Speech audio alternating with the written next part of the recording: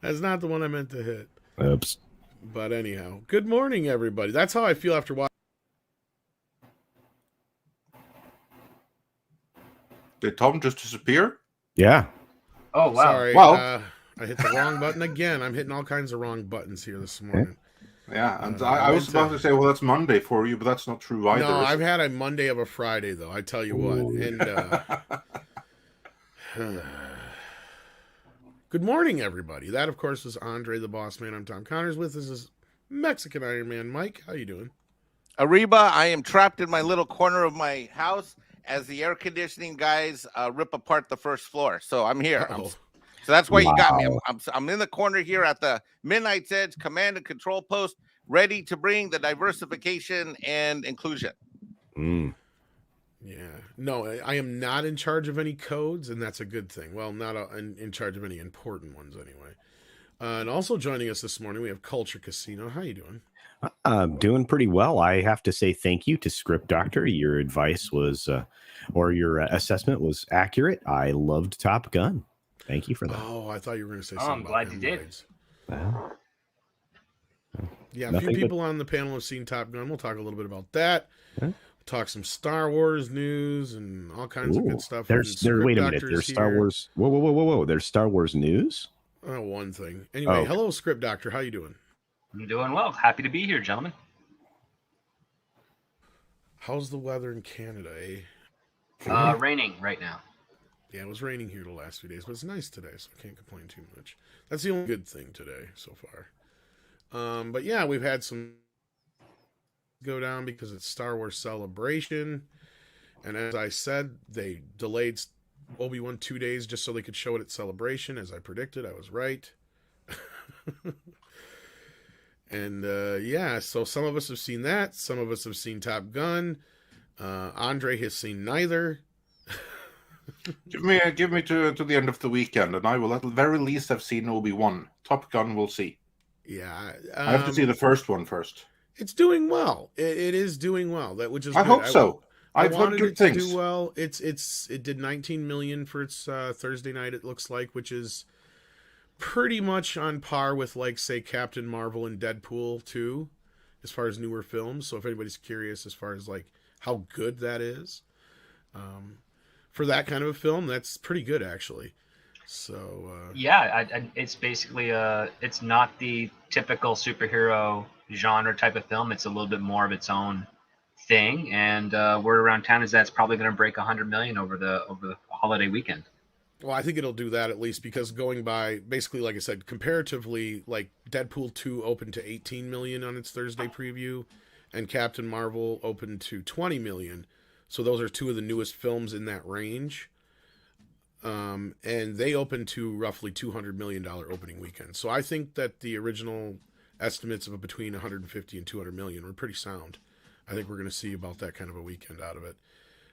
Considering it's only Thursday and it did 19, and it still has it kind of plays into the Memorial Day weekend factor. So I think that'll help it quite a bit. And yeah, I think a lot of the older crowd is going to get out and see this one, it seems like. So good for it. Good for it. I have no investment in it fan wise. But I just want to see it do well, because we need movies like this. And I'm sure Culture and anybody else who's seen it, like Mike, and I don't know if you've seen it yet, Script, but we'll tell you it's not woke. It's extraordinary. It really is. That's what I keep hearing, is it's good. Yeah. So good for the fans. Yeah. It's very fan driven. The story is very well done. The tiny fractional amount of anything that you could consider intersectional is so limited. It's laughable. So it is the proverbial... It's not agenda driven. That's the thing. It's done there for a function. It's not. There's no agenda to it behind anything at all. It's like, oh yeah, there are women in the Navy these days. Yes, there are. Yeah, it is in service of the story and nothing else, which is wonderful.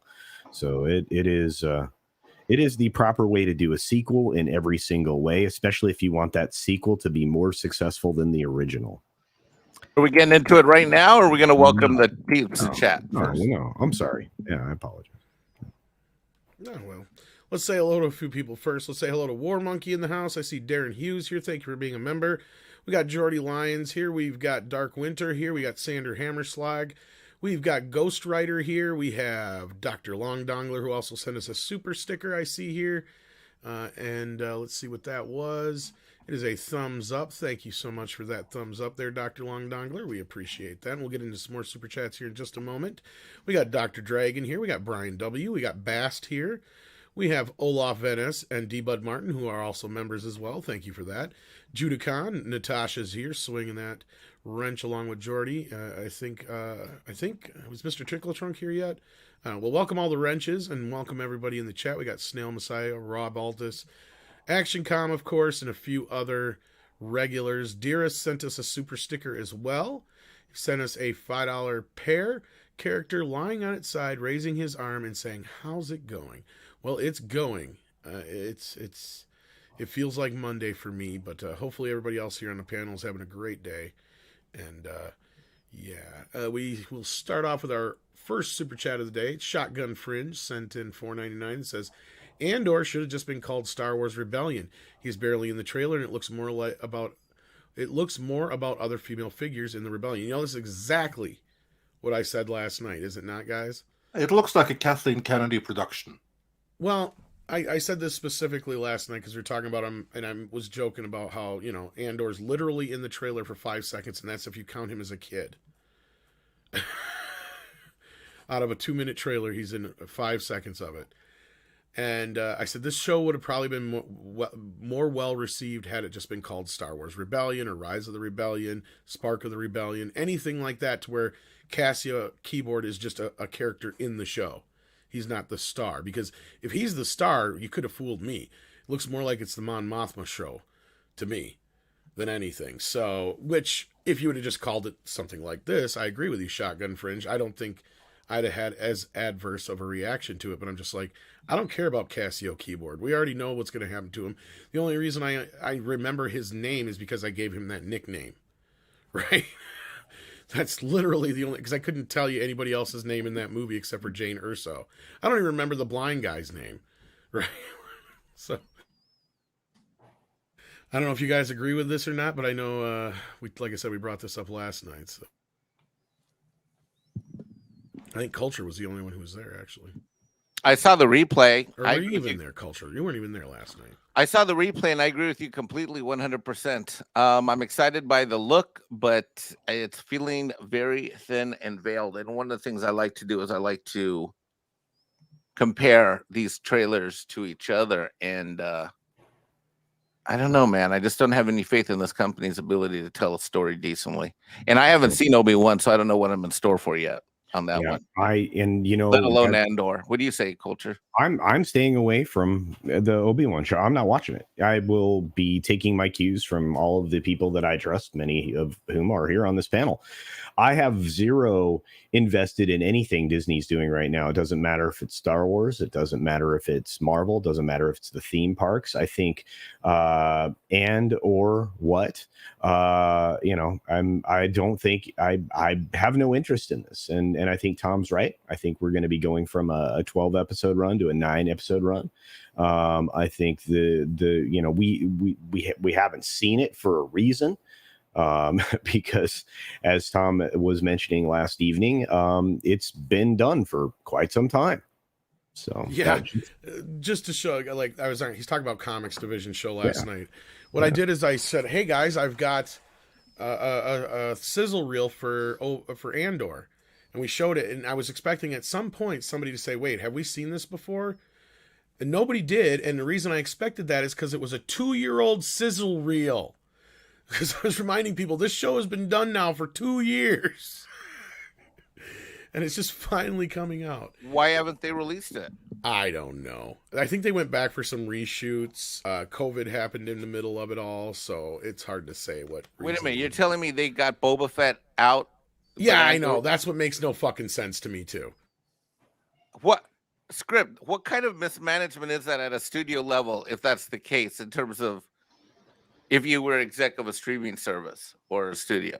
That makes no sense, right? I think he might have stepped away. Oh, he stepped away. Well, I don't know Yeah, you got to read the private, sir. That's okay because you're managing a lot of things right now. But when it comes, but yeah, you're doing so better than what Disney is for not sitting on a show for 2 years that they could have launched for a while. I mean, here's the other part too. There's no real demand for an Andor show, even though the premise of like, hey, let's take a look at what life is like in the under the thumb of the Empire in a world that is clearly not on the Outer Rim. At least I hope they don't reveal it's on the Outer Rim because that'd just be stupid. But yeah, episode 2's on Tatooine. You watch. Oh yeah, probably right. But with this case, it was like, how much of a gap did we have between the second season of Mandalorian and then Book of Boba Fett that Andor could have slotted right in there to keep people interested within the Star Wars area of that streaming service? I don't understand what the delay was for. It feels like they just were waiting for another slot to open up on their programming schedule. And I suspect they wanted to hold off onto it because they wanted to have the other shows rack up the higher amount of subscribers so that when they drop this, they won't use it as an excuse of like a loss leader, because it's like, well, we still have maintained this so many million subscribers, as opposed to dropping at another point. It's like, well, we had no subscriber growth as a result of it. So the strategy being, let's go take the characters they really love, go screw them up, and then we'll get these other B characters, slide those series in, and hopefully they'll do all right. Andor's not even a B character. I mean, Technically, he's not even a character you'd register. That's what I'm saying. The only reason I remember his name is because I made up the nickname for him. I mean, I can't stop calling him Cassiopeia because Tom's been doing it for a year. I'm still surprised that the film Rogue One actually moved the needle as much as it did. And people have rightfully said that perhaps that was the best thing to come out of anything that would be related to Disney Star Wars. Ironically, it kind of is, isn't it? Yeah. Which is sad because it's still not that great. Oh. Yeah. I mean, like you said, I'm one of those people, and I'm going to get some hate for this, but I really didn't appreciate the film as much as others. I thought the story could have been told much better. It's the same kind of thing I have to say about, a beloved property on the Marvel side, Black Panther, which I thought was an okay film. I was never going to rave about it, but again. As much as I enjoyed Rogue One at the time, like my opening statement in my review was, this is my review for Star Wars Inglourious Bastards. Like, I was not unaware of the fact that it was not very original and or good. But something that is original and good is our good friend Paul Chato, who's here. Good morning, sir. Hello. And of course, you always catch me eating. I do. This time it was Tom. This time it wasn't me. I figured I'd take the. I just came back from campaigning for our liberal candidate. So, well, we have liberals and conservatives up here in Canada. Yes, we do. Yeah, well, they tend to come in all varieties across the world. So correct. Yeah. So, nice to be part of this esteemed panel. And me. Well, Mikey, you got your own button, so I don't know what you're talking about. But I'm not going to play it right now. Great videos, Mr. Chato, this last couple weeks. Pardon me, what? Great videos on your channel last couple weeks. Thank you. You are immensely entertaining, sir. Thank you. No one mentioned anything about the turkey baster joke yet. I'm waiting for that. But yes, thank you. I am trying to make it different, so that's my goal, and have some fun with it at the same time, and not get too depressed. All of that at the same time. So thank you very much. Well, we're glad to have you here, sir. And no, we're just talking a little. We're just introing the audience and getting into a couple early super chats here, and we're just kind of having a little bit of discussion about Obi-Wan. A little bit. Basically, my first reaction to the show is already on Twitter, and I said you have to try really hard to do this bad, with this much to work with. Wow. That was my first reaction. So yeah, so we'll get into that here shortly, but. A couple of the crew here got to see Top Gun, and Horseradish Power says he did too. Excellent practicals, solid acting, story goes full Cobra Kai, no end credit scenes, perfect fit to TG1.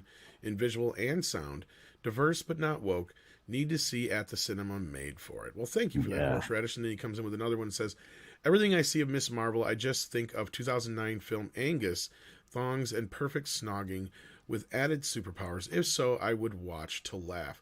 Well, we're going to probably find out a little bit more about it, I believe, next week when Chris joins us again, because he has, I believe, seen it by now. Oh, yeah. He talked about it the other night. So we'll probably get into that a little bit more next week.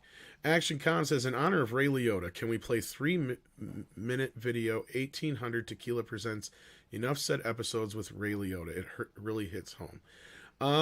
I'll tell you what, Action Com, we might be able to get away with that. But why don't you if you have a link for it, DM it to me on Twitter so I don't have to go looking for it. And we'll see what we can do for you, buddy. But let's talk about that for one moment. Because also D-Bud Martin here brings up the point of not a Ray Liotta, can we get a PS2 and play GTA Vice City? Well, it's not a Sega Mega Drive, Andre, but do you think we can make the exception this one time? I actually have a PlayStation 2. I know you do. Wow. It's a Yeah. I was so lucky because it's like so cool because I got it launch day. I actually got it before launch day even. And it took like 2 years of having it before I ever played the game on it. Because I got it as a DVD player. Oh, God.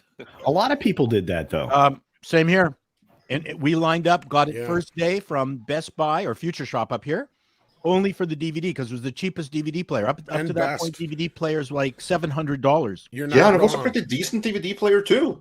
Yeah, that was it. Yeah. And as we were leaving, we had people wanting to hand us $200 above what we had paid for it to give them the box. Well, what's ironic, I remember at the time, is the reason why DVD players were so expensive for so long is because the PS2s were using up all the lasers. So that's I remember that, and also it was like so advanced that I do believe it was Iraq at the time that bought like a shit ton of PlayStation. I think that was the PS3 to disassemble them. I think that was the PS3. Well, maybe, but anyway, used the chips for like rocket parts and stuff. Because the PS3 is actually still used in other places because of its computing power.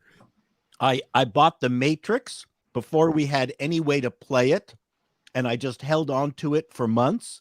Then got the PlayStation 2, and then played the Matrix about 30 times. What's funny is a lot of people couldn't play the Matrix. That disc was so advanced when it came out that a lot of players weren't able to play it. They had to get their updates for it. Yeah, they had to wait and get an update for it. Yeah, that's what happened to me. I had one player that would play it. My computer would play it, but my actual player wouldn't, which was funny. But yeah. The early days. The early days, yes. Wasn't that fun? Those were good talking times. about Ray Liotta, those GTA Vice City, probably one of the best, if not the best game on the PS2. And Ray Liotta, I mean, what a guy, great actor. Sadly, we lost him at the age of 67, died in his sleep. I believe he was shooting a film in the Dominican Republic, if I'm not mistaken. He was in the process of 3 films. Yeah, he was, working away. We don't have any real details yet at this point.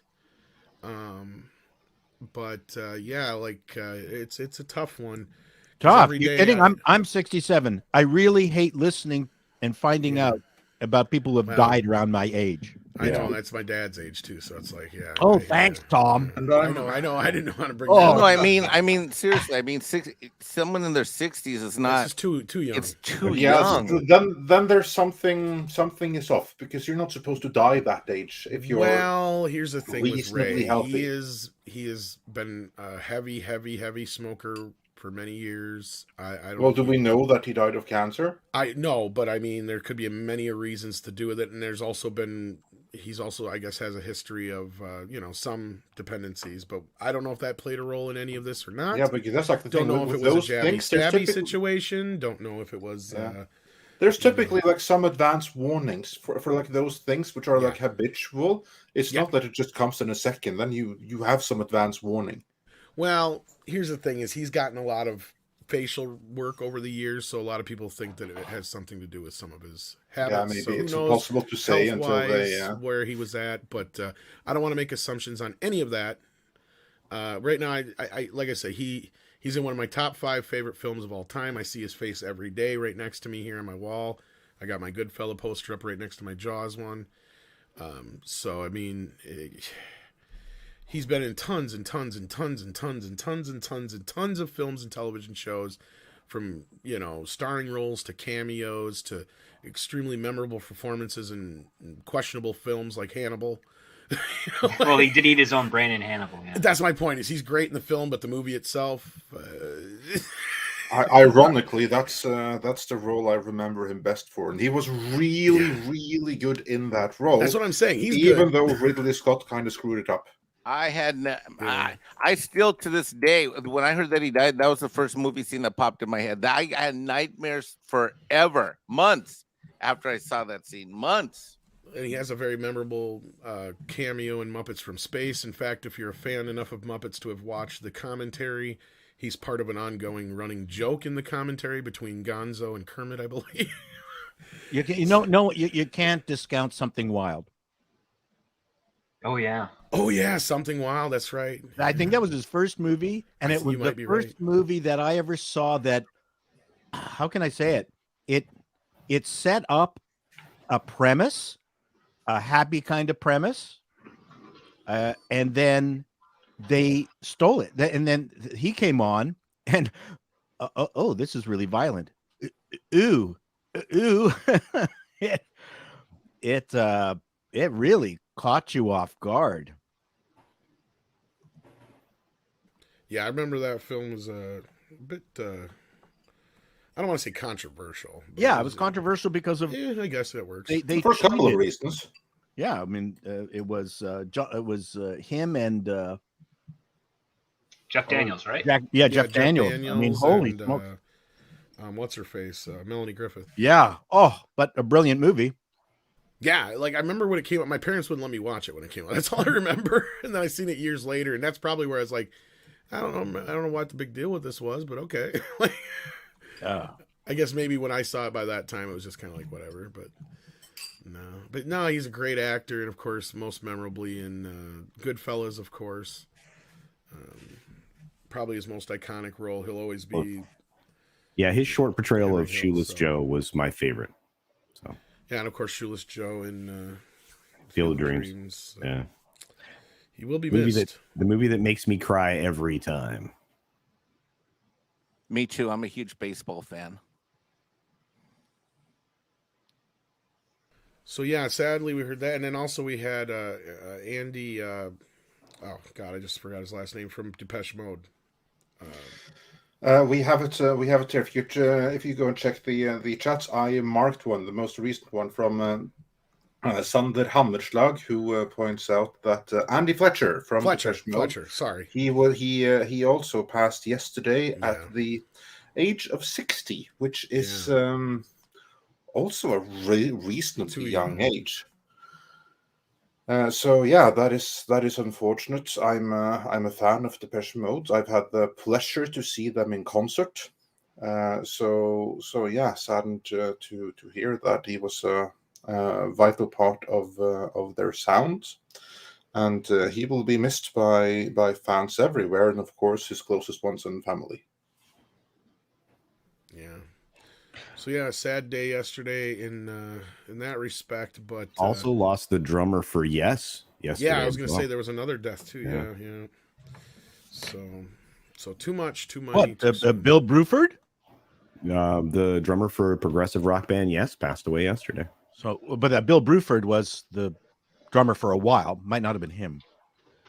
I think you're correct. I think it was him. Oh my God. Yeah, I will double check, but yeah, it was. I caught the news this morning, and I didn't put the name into resident memory. So I saw Yes. That's one of my seminal bands. Yeah, they were great of my era. Yeah. One down, one to go. Another town and one more show. They were very good. Yeah, it's all part of my Genesis period. So many good musicians. I was thinking about that this morning. You know, we've lost so many talented people in the last 3 years. It's in at ages you would not expect. That's what it all comes down to. We were just talking about it. It's insane. And then there's people like Roger Waters you wish would die soon. I have a love-hate with him. Wow, Top Gun. Sorry. What was that, Culture? You cut out on my end. Oh, Is it just me or is he cutting out? No, it's cutting out here as well. I'm sorry about Top Gun preview numbers just bounced out. Yeah, I told you they're 19 million. Yeah, it's amazing. That's good. Is like people not listening to me lately? Okay, yes, 19 million. I said that. All right. Because I said it's in comparison to the two most recent films I found with similar previews were Captain Marvel and Deadpool 2. And they both made about 180 to 200 million their open weekend. I just believe culture more than you, Tom. That's probably true. Thank you. No, this goes off of last night because I said this whole thing and then Comics Division came back and said the exact same thing I did. And I'm like, were you not just listening to exactly what I just said? Well, I wish Tom Cruise a hit. It's been a while.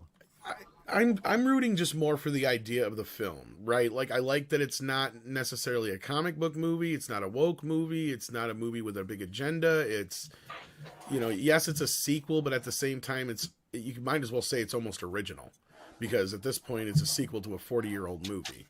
Right. So, somebody say something? Nope. Oh, okay. So yeah, on that respect, and just I think we need a movie like this to kind of pump the box office up a little bit, and it's not a superhero film. Basically, is kind of what I'm getting at. But yeah. Yeah, well, hopefully it will continue to do well. Like I've been hearing good things, so let's just hope that it keeps up. Zontar says Sunday's the big day. Monaco Grand Prix, 500 miles of Indianapolis, and the Coca-Cola 600 a day were reminded why IndyCar is better than F1 and NASCAR. Well, there you go, racing fans. I beg to differ. I'm not even going to get involved. Oh, okay. I beg to differ. Indeed. And then we got Gerald Armstrong who says, with Star Wars going down the tubes, at least Top Gun Maverick will give you a big white pill. Yeah, not just superhero movies, but yeah, Star Wars. I've heard nothing but bad things of Obi-Wan. Yeah, it wasn't Well, we'll get into it fairly soon Okay, here. And sorry. also, Kathleen Kennedy, she just confirmed what the next Star Wars film is going to be. Actually, this was yesterday, Andre, but yeah. Well, I don't know, so it's today for me. Tell me. Well, I hope you want Kai Water Parks movie, because that's what's next. Oh, no. Oh, no. But what's it called? That we don't know yet. We just know that it's his. It's supposed to be out in 2023, I think. Is that what they're saying now? I think the title of the movie is No More Fucking Luke Skywalker. Yeah. I think that's the official title. Might be. What's interesting is that doing that very the only Star Wars movies moving forward right now are the ones from the Marvel guys, which I find hilarious. Yeah, I don't like Tonka Water Park. I the more I see of his stuff, the less I like what he puts together, and that's saying something. But we'll see ultimately what this turns into. I mean, you also have the indie stuff they announced as well. Yeah, this was hilarious. You have Star Wars Celebration, and half the stuff they showed and announced had nothing to do with Star Wars. It was Willow, Indiana Jones, that kind of stuff. Yeah. So it's more Lucasfilm Celebration. Exactly. Yeah, that's what I said too. Why don't they just call it Lucasfilm Celebration at this point? But the only real news we got out of it, aside from what Andre just said, and that was that Kathy did confirm, which was funny because it didn't show. I guess, was it you, Comics, who brought this up last night? Who brought this up last night? Because we were talking about this last night. Comics isn't here, so. Or on Comic, I meant Culture. We were talking about on Comics. Okay. I meant you. We were talking about this last night. They said that they're running Celebration on a half-hour delay. That's insane. In case they have some kind of issues is according to them. But supposedly, Kathleen Kennedy's entire thing was cut out. Yeah, that's not true. I saw it live. That's what I was saying. I was like, where was it? Because I didn't see it. I absolutely saw it live. I was watching it while they were working on my HVAC. I saw the whole thing. Okay. And so what else did she say besides that? Anything? It was just a lot of fluff. I mean, it was short. It was concise. I think maybe that's why people can't find it in the stream, because it was very short versus say somebody told me she was out there for a half hour. Yeah. How was she greeted by the audience? That's the reason I was curious about that, is because I wonder if they didn't lukewarm fuck with it. Lukewarm, but there was no it was like polite, you know.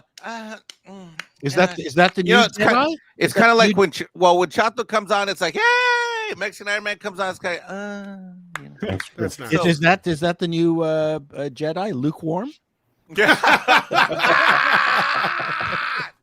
That's a good one. No, she didn't get it. There weren't boos, there weren't hissing. I think people were surprised, but you know, my sister was there on the ground. I can ask her. I mean, I don't know if she's available right now, but she was there. But it was most of a lot of leading type questions, and she was just, you know, the typical fluff. You know, just, it's so wonderful to be able to work with all these characters and expand this universe. You know, the same old garbage. She said nothing really of import. Yeah, we're going to expand the universe by focusing on this little bit between the episodes. There's so many interesting stories to tell. We've seen way more of Tatooine than we ever thought we'd ever see. It's so fascinating to see where these characters can go and what you can do with them. No, now that I think of it, that's what we should call Jake Skywalker instead of Jake Skywalker. We should call him lukewarm, because you know he's pretty concise in the original films. He's like, I want to help my friends. I want to be a Jedi. I want to do this. I want to do that. I'm a hero. Blah blah blah blah blah. We get to the Last Jedi. He is kind of lukewarm. It's like, we need your help. And I'll tell you who did have an enjoyable Q&A on stage was Favreau and Filoni. You could tell they were that they actually work at Lucasfilms versus have a title like Kathleen Kennedy. Because they actually know stuff. Yeah, exactly. Like when they were on stage, which I also watched live. Yeah, that was interesting to watch the interplay between them and watching Katie Sackhoff and others. Oh, but you know, the one was the High Republic one. Like, it was literally unwatched. The High Republic one. Like, I got through I got through watching Kathleen Kennedy on screen live. But I literally was just like, I couldn't do the High Republic. Okay, so how did they get around the fact that everybody like completely vacated the High Republic panel? Because I got video from it zoomed in. It zoomed in. Like the video shots on the live feed were zoomed in. Which, by the way, I found it disappointing but not surprising that both comments were turned off and the live chat was turned off. Yet they were streaming live. So was this like the High Republic live action thing or cartoon thing, or is it just about the High Republic in general? It was so great for us to work together and to focus on diversity, even working through COVID and how we were able to give representation and diversity. It was fucking sickening script. So they didn't talk about anything. That's what it was. No, they didn't talk about anything at all. So we have no idea what the format is for this thing outside of what we know of the books and comics. So there's nothing else. No, it was basically let's bring the minorities that worked on the High Republic and give them some talent, some dap and do, and try to pretend like this shit matter. Yeah, I'm not surprised. How empty, I guess it was. Is that the High Republic one? Yeah, this is what they cleared out the panel. Basically. So what was fascinating, if anyone wants to go back and watch the replay on the High Republic, when they did the High Republic part, they literally zoomed in on the interviews. Yet when they brought Palpatine on stage, you could see there was a wild crew. Like, it was packed. I mean, when I say crew, I mean attendees. Because he came up early and first in the day. So the stage would be to the left there. It's round. Right there. Yeah. Yeah. So that's the stage. So that's all empty space. They cleared out the room. There's people leaving and shit in the back there. Well, nobody wanted the. That's how much interest there is in the High Republic. You know what that reminds me of? My sister is on the ground. She used my tickets with my niece for celebrations since I didn't go. So I'm gonna have tons of video on my channel about how it really went, and I'm hosting the Echo Base Network. Well, you know, tomorrow, Andre, you know what that reminded me of? She said it was very disorganized, Tom. But I can imagine. I have a suspicion of what it might remind you of. If I were to hazard a guess, it would be the what's that animated series again? Yes, that's exactly it. Yes, on Star Trek Vegas panel. Yeah, when we went to Star Trek Vegas. Here's the thing: they start, I think, Wednesday night or Thursday morning. I can't remember which, but every panel, the earlier panels are all like technical stuff for the nerdy guys who want to get in there and talk about like, you know, everything from the ships to the special effects. And then they'll have like the reunion panels, and then they had like the newer show panels. All the panels, including Discovery, was pretty well packed. All the panels were packed to the point where you had people lined up all the way around outside the outside line of the wall to ask questions. Soon as Lower Deck panel started, the entire fucking room cleared out. Everybody left to the point where there was no more than a dozen people in the audience, and there was a few of us in line to ask questions. And the first question took so long for the answer that the chick behind me left. So, wow! Like there's like three questions asked the whole time, and they didn't. And it was the showrunner, the creator guys, and the writers and all this stuff up there. Nobody gave a fuck. Not one flying fuck. We actually got to see the characters. This was the first time we got to see any of that kind of shit, like the designs and all. Like they actually showed up. Like I can't believe how quickly that room vacated, and this is exactly what it reminded me of. Was that? Wow. Every other panel that weekend was packed. Like you even went, because they even had secondary panels in Cork's Bar, where they would have the really uber technical geeky panels, and those were always a little packed brim full of the nerdy guys too. But nobody gave a shit about Lower Deck. I feel like Tom's talking about the nerdy guys. I'm sitting here next to him, and he's talking about me. I probably am. Probably. See, now this would be like the equivalent of like at the same time they had like some lightsaber thing going on at like a Star Wars bar off to the side of the celebration. Yep. Yeah. Can I bring up a story of a panel that I attended? I know we're trying to waste 8 hours of airtime here. So when we were developing video games back in the mid 90s, we went to the San Jose Gamers Con, and they have a big award show at the very end of the 3-5 days or whatever it is. And I can't remember who was hosting it. It wasn't a particularly exciting year for games, but it was so well attended that they had to divide the group in half. And the special VIP people got into the convention room live where it was happening, and the rest of us plebes got shuffled off into a room with a giant screen projectors. And initially we were really pissed off. We were really, really annoyed. But what happened was, because we were on our own, we realized we could be yelling, cheering through the entire thing, which you couldn't do at the actual live event with the real people on the dais. But people were throwing things at the screen, and we had a party like you wouldn't believe. We were yaying and booing, and it was the most fun we've ever had at a Gamers Con. And we were so loud that the people in the real room couldn't hear. That's awesome. It was. So did you hear yourself feeding back into the room? No. But it was like as if we won. The people at the bottom won. It was a great moment.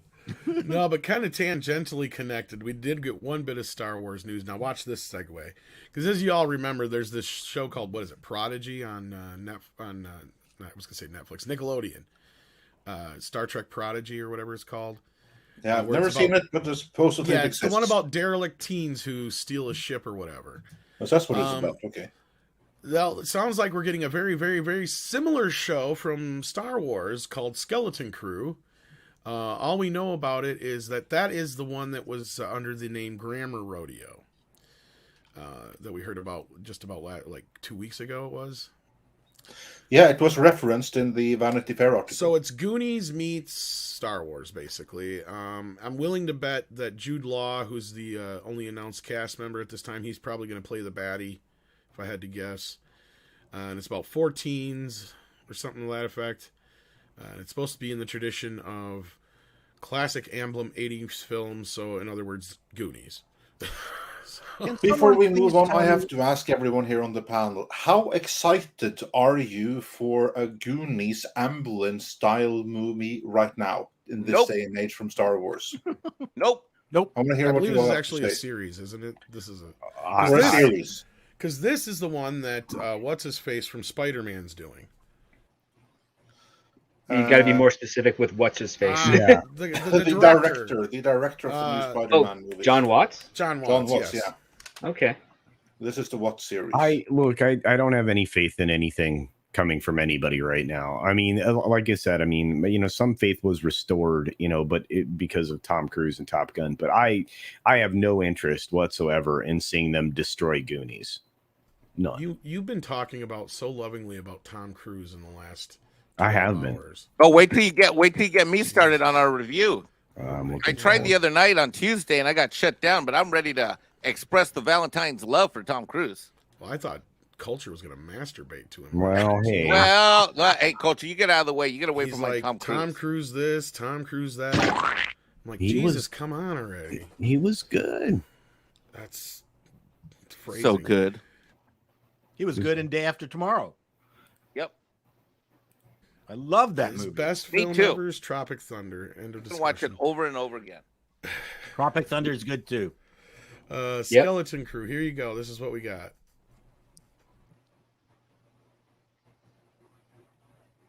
Riveting. Isn't it? It was about as riveting as getting trailers for 2-year-old and 3-year-old shows. Yeah, no kidding. Actually, 4 if you count. Willow was announced almost 4 years ago. 2019. I need to ask the panel, how did Vanity Fair now become the go-to publication for so much garbage? Andre has a good explanation for this, actually. Yeah, absolutely. That's super easy and barely an inconvenience to answer that. It's a place if you have money and you want to put your narrative out there. So basically, right now they're like an influencer periodical. They barely write any stories. They just wait for other parties to come to them and say that as part of the marketing campaign for this branding, whether it be perfume, fashion, clothing, or movies, then Vanity Fair is a great place to it's really a marketing tool now. It's not journalism. There's no journalism. It's true. But it's not the first place I would. It's not the first place I would go to for Star Wars, Star Trek, Lord of the Rings. That's the thing is they're like a lifestyle magazine, and that's the whole point is they're trying to attract the non-fans by using Vanity Fair. Yeah. Exactly. And also, depending on what kind of message it is that you want, like for instance, when Kathleen Kennedy does this with Lucasfilm, that's probably just because she's trying to clear her image. And Vanity Fair is read by all her friends who go to the same cocktail parties at her. So then she knows that if I put this in the Hollywood Reporter, my friends are not going to read it. If I put it in Vanity Fair, my friends are going to want to read it. Now, but conversely, when Warner first put like the breakdown of Dune in Vanity Fair, because they did that was done deliberately, because they know that who's the readership of Vanity Fair? Well, they are the same people that's going to take one look at Dune and say that this is a horrible movie. It's deeply problematic because it's about the white savior come to a desert planet to save all the dark desert people, right? That's what they were deathly afraid of. So they very specifically went to Vanity Fair, and then the marketing department basically printed up a whole article about how woke and diverse they were and everything like that, and published that in Vanity Fair. And that article, that wasn't for us. It wasn't for the movie-going audience. It was there specifically to shield the movie from later attacks. So that's one thing that Vanity Fair is good for. You go straight to like the holier-than-thou liberal elitist crowd if you want to get like a message in there to silence them first. So it's good for that. But basically, it's just a marketing outlet, and that's So creating all these features, that goes straight from the Lucasfilm marketing budget, or in this case specifically, probably it goes from like the Star Wars Celebration marketing budget, possibly the Obi-Wan marketing budget. They basically bought like the whole issue. And again, it's no actual journalism. The articles that you see there, they will for the most part be drafted by Lucasfilm themselves, and then the fair editorials will just do the final polish and have it approved before they print it. Yeah, I'm shocked. Like Oh, I'm here's sure. the Vanity Fair, one of the Dune write-ups that Andre was talking Yeah, about. I remember that. And then here's one of their propaganda pieces, you know, where they're trying to explain away the problems of Ghostbusters and stuff like that. So like, you know, you'll have a lot of that kind of crap. And STR Red Wolf said this, and I'm just going to bring this up now since it's relevant. Vanity Fair is really the entertainment industry's press release newswire. Exactly. You get info, but it's spun heavily by the company who really wrote it. Very true. And this is one thing that I want to highlight. This is a point that we'll be making in our next video. But that Vanity Fair article, they put it there, and then they got so many other headlines from it. Like, for instance, how Ryan Johnson trilogy, it's not cancelled, still happening, only delayed. These were kinds of headlines that they were getting. And you know what that is? That is spin. That is all of the other outlets in the entertainment media complex buying into the spin. For those that wonder, with our old motto that we are spin-free news, what we meant by that isn't that we have our own editorial opinion. It is that we don't buy spin like that, and we don't present it to you further. That's what we mean when we say we're spin-free news. Because we give our take, which is a non-BS take. Yeah, usually when we see these kind of Vanity Fair articles, that's called a red flag. Yeah. You know, like, at least with Dune, we knew what it was about. Like, in that respect, it was a completely, you know, they got... In that case, it wasn't a red flag. It was strategic. Exactly. They were trying to get ahead of that white savior narrative.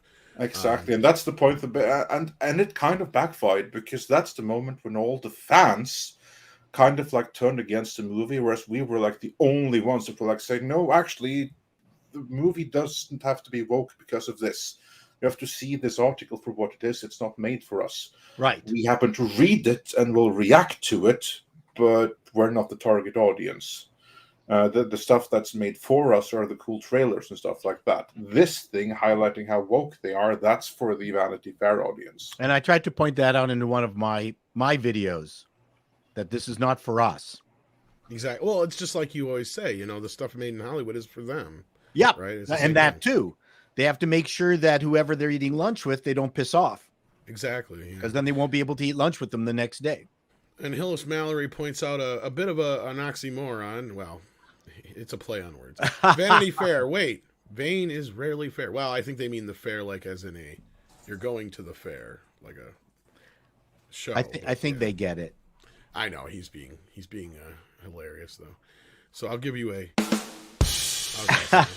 All right, but no, that's kind of where we're at with that situation. And then otherwise, like I said, we got a trailer for Willow, which is a show that was announced 4 years ago, and we also heard about from I think it's long enough now we can probably say from when we talked to Clint Howard, and then we also got. I have to say, good going. Only took them 4 years. Yeah, and then we got this teaser poster basically for Indy 5. Yay. This looks like it's weird because that silhouette and shadow makes it look like a 4, like the number 4. Yeah, you got a point there. You know what that looks like to me? I mean, that looks like an old LucasArts and adventure game rather than a movie. I have to say that for like a teaser for a movie, I've seen worse. I've seen worse Photoshops, but I'm really not impressed. I mean, that looks like concept art for an adventure game, a mobile game or something. You ask me. See, honestly, the first thought I had when I looked at this, thinking of Harrison's age, I'm like, he's going to catch pneumonia. So that's all I could think of. So, wow. Well, I don't know. I wish I could get excited for this, but I'm not. I wasn't excited. Willow really turned me on because full disclosure, I'm a big Willow fan of the original film, and this new trailer God. Well, First of all, we watched them side by side last night, Tom. We watched the Yeah. old trailer for the old film and the recent trailer. You know, and they could not have been farther from each other. if well, they'd what is tried. it that Disney has against little people? I don't know. Well, they it's that dick guy or whatever just destroyed, you know, Well, any that was future. Snow White, but in this trailer, there's only 2 other little people besides Willow that we saw in the trailer. Granted, they may be more when we actually see the show, but they sure as hell didn't present it here like that. They just were presenting all the strong whammons, and then it looks like they Jake Skywalkered Willow on top, or they lukewarmed him. See what I did there, Paul? I saw that. It was very well done. Because it's like, we need your help, and he's just like obviously old and whatever at this point and don't want to do shit. So more of the same. Plus, they just tried to make it look like Lord of the Rings. Which is ironic. Star Wars is trying to look like, or Willow is trying to look like Lord of the Rings, while Lord of the Rings on Amazon is trying to look like anything but Lord of the Rings. It's true. How does Jon Favreau survive in that snake pit? By Giving being up, maybe? silent. Picking his battles, I think. Yeah, I think so too. Patience I and think silence so, to a too. degree. Yeah, picking his battles, but the problem with that is that way you're gonna have like some good stuff intermixed with shit, and that's not how you're gonna bring the brand back. I mean, that's kind of like a compromise between food and poison. It's not going to be good for you. I don't know how you can handle it. Is the moment that Favreau seemed to be getting things back on track is when KK came back into the fold and really started fucking with shit. Right? Because we had a time frame now where we knew that she was off dealing with like Blood and Bones and getting Indiana Jones off the ground. That's when things were looking pretty good. While Mandalorian Season 1 and 2 were going. She came back near the end of Mandalorian Season 2 and Chapek said, you see this Blood and Bones thing? Get rid of it. Lucasfilm is Star Wars, Willow, Indiana Jones. We don't need this shit. You concentrate on that. So that's when she came back into the fold. And as soon as she comes back, that's when, guess what happens?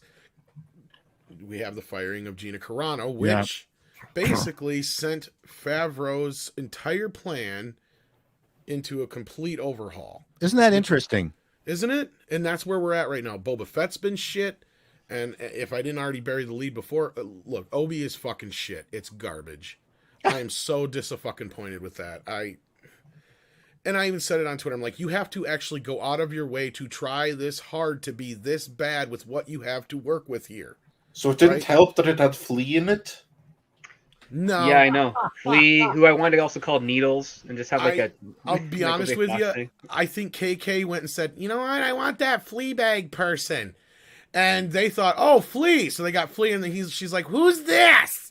And they're like, it's Flea. You said you wanted Flea. No, I want the Fleabag person. And they're like, Fleabag person? Who the fuck is she talking about? And they finally figured it out, and they brought her in, and they're like, okay, you're going to work on Indiana Jones. So that's how Flea probably got involved in this. That actually sounds more plausible than I would like it to be, but that actually sounds. That's what I thought about the moment I saw Flea in this. I'm like, well, Bambino's not going to want to watch Obi-Wan Kenobi then. He hates fleas. Oh, boy. Ba-boom, bam.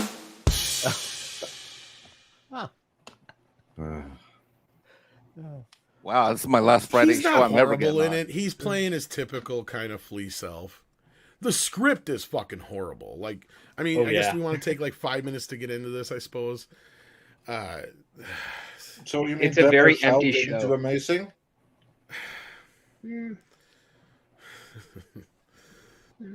It's just an empty show. I mean, it's got an interesting premise, but that's just here's the other part too, and this is actually a common thing with at least the Star Wars Lucasfilm side of stuff is the writers don't seem to be paying attention to what they wrote at either a page ago or at the beginning of their script. Yes.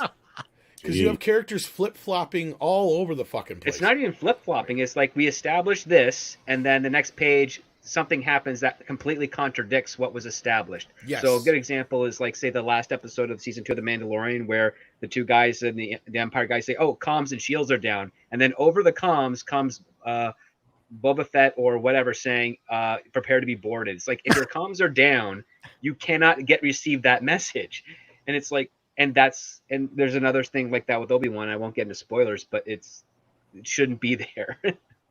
Well, there's that, and there's even character contradictions, right? Like, I'm not going to say who, but we have two characters where one is trying to get the other to trust them. And then you have a complete role reversal between scenes, and then all of a sudden you have the other character who didn't trust the other character of the scene before, giving them some long speech about how they have to trust people sometimes. Even though the person they're supposed to be trusting is very fucking shady. Like, you have a lot of that kind of crap. And not only that, the whole premise, the entire premise, as good of an idea as it is, and this is why I said you have to go out of your way to like make this bad, because you have, you know, the characters you have to work with, the timeline you have to work with, the money they clearly had to work with, the cast they clearly had to work with. What you have here is a story that's predicated on a lot of people acting very stupid and doing stupid things and making a lot of assumptions and hopes that other people will do exactly what you're expecting them to do, even though there's no real basis for you to have that expectation. It is, and I know that sounds very cryptic, but if you've seen the show, you know exactly what I'm talking about. Once you see the show, you'll know what I'm talking about, because you could have simplified this very easily. And Script and I talked a little bit about this before the show, and it's all you had to do is set up a character saying that they want Obi-Wan to handle this, because otherwise, without that predicated, there is no fucking reason for Obi-Wan to get brought into this story. And bringing him into the story really sets him up for a bad situation where he should have seen it coming to begin with. And not only him, but everybody around him that brought him into said situation. And that's all it really needed, was like a situation where you basically put it in there that the people that put this into motion to begin with want Obi-Wan, and that's it. And that's all you had to put in there. That's all you had to really put in there. I want to know why the Grand Inquisitor and his minions all look like the robot from Red Dwarf. Those guys are all horrible characters. Horrible fucking characters. The sister, the whole deal, it makes... Those are other Reva characters. is in a very unflattering costume. And then Reva's a whole different kettle of fish. Yeah, I especially like that, what was it, 2 minutes of her doing parkour, and I'm thinking, this is not 2012, parkour is not cool anymore. Not to mention she's OP as hell. Yeah, I hear skateboarding's cool. Oh, yeah, just like, you know, was it multicolored chrome scooters in the desert? Yeah. Polished and everything. Those... I just saw her interview where the first things out of her mouth was the diversity finally comes to Star Wars. Yeah, Billy D. Williams feels really message. hurt by that. Why is it the first thing out of everybody's fucking mouth? Because that's all they have. They have nothing else. Exactly.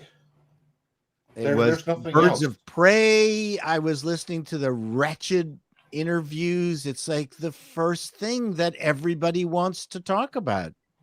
You know what would have been great to hear? The first thing out of an actor's mouth with the cover story role is like, I'm playing a great role model for kids. You never hear that. No. Never hear that anymore. One, they don't write them, and two, nobody even cares about those I don't anymore. think a lot of actors are fans of their own business. I think they're in a completely different business. It's almost like they're in the fashion business. Long ago, you had actors and producers and writers who loved the business. I don't think any of these people love the business. It's all performance art. I think that the business has changed in a way as well. Oh, maybe. Because, of course, I was... I've always been peripheral to it, but I kind of imagined that the business was more fun in the 80s, 90s, early 2000s, but then something changed. Because it was always messed up, but then something happened where it became messed up in a way where it no longer was fun. Oh, where social it just media became pure. Yeah, that may be a very big thing there. Social media was a competitive factor that was not expected by Hollywood, and it definitely took a lot of attention away from the industry. And as a result, you had to up your game integrate and usurp social media so that would serve your purposes. And the only way to do that is to figure out, well, what do people discuss on social media? Excuse me, on social media, and how can we, circumvent that to be something that we can spin our narrative to? And that's what ended up happening as a result of them trying to get in on social media and be part of that, the leading part of the conversation. They lost a sense of what they had to begin with that kind of dictated what they wanted to do, which is not be part of the conversation in regards to leading it from within, but to do something great and have other people talk about them, which it was the way Hollywood kind of worked. Is you put out a show, you put out a movie, the whole world talked about it, and you just sat back and just relished in that fame from that glory, and spoke very carefully and specifically at specific times to further bolster that. But now they've changed it to the point where, like, no, we're going to introduce ourselves, we're going to lead the conversation, and then you're going to acquiesce to what we say. And that's just not the relationship of what made Hollywood Hollywood. And that's the result. We're probably not seeing anything very familiar to Hollywood these days on those bigger scopes with the tentpole studios and their films and projects. Hey, Jay, I sent you a link if you're free, buddy, but like here's the thing, and I'll fucking say this. Look, Obi-Wan is basically Everything just a plot good. point in his show. I'm going to try not to give too much away, but basically this entire plot is predicated on strong women being put down by an extremely white dude, and she's not going to let anybody get in her way, and we know the leaks are probably true now, so the way this show ends is going to be one big fucking woke fest. I am sorry. And yeah, basically it's telegraphing who's going to be the real quote-unquote hero of the show. And it ain't going to be Obi. Wow.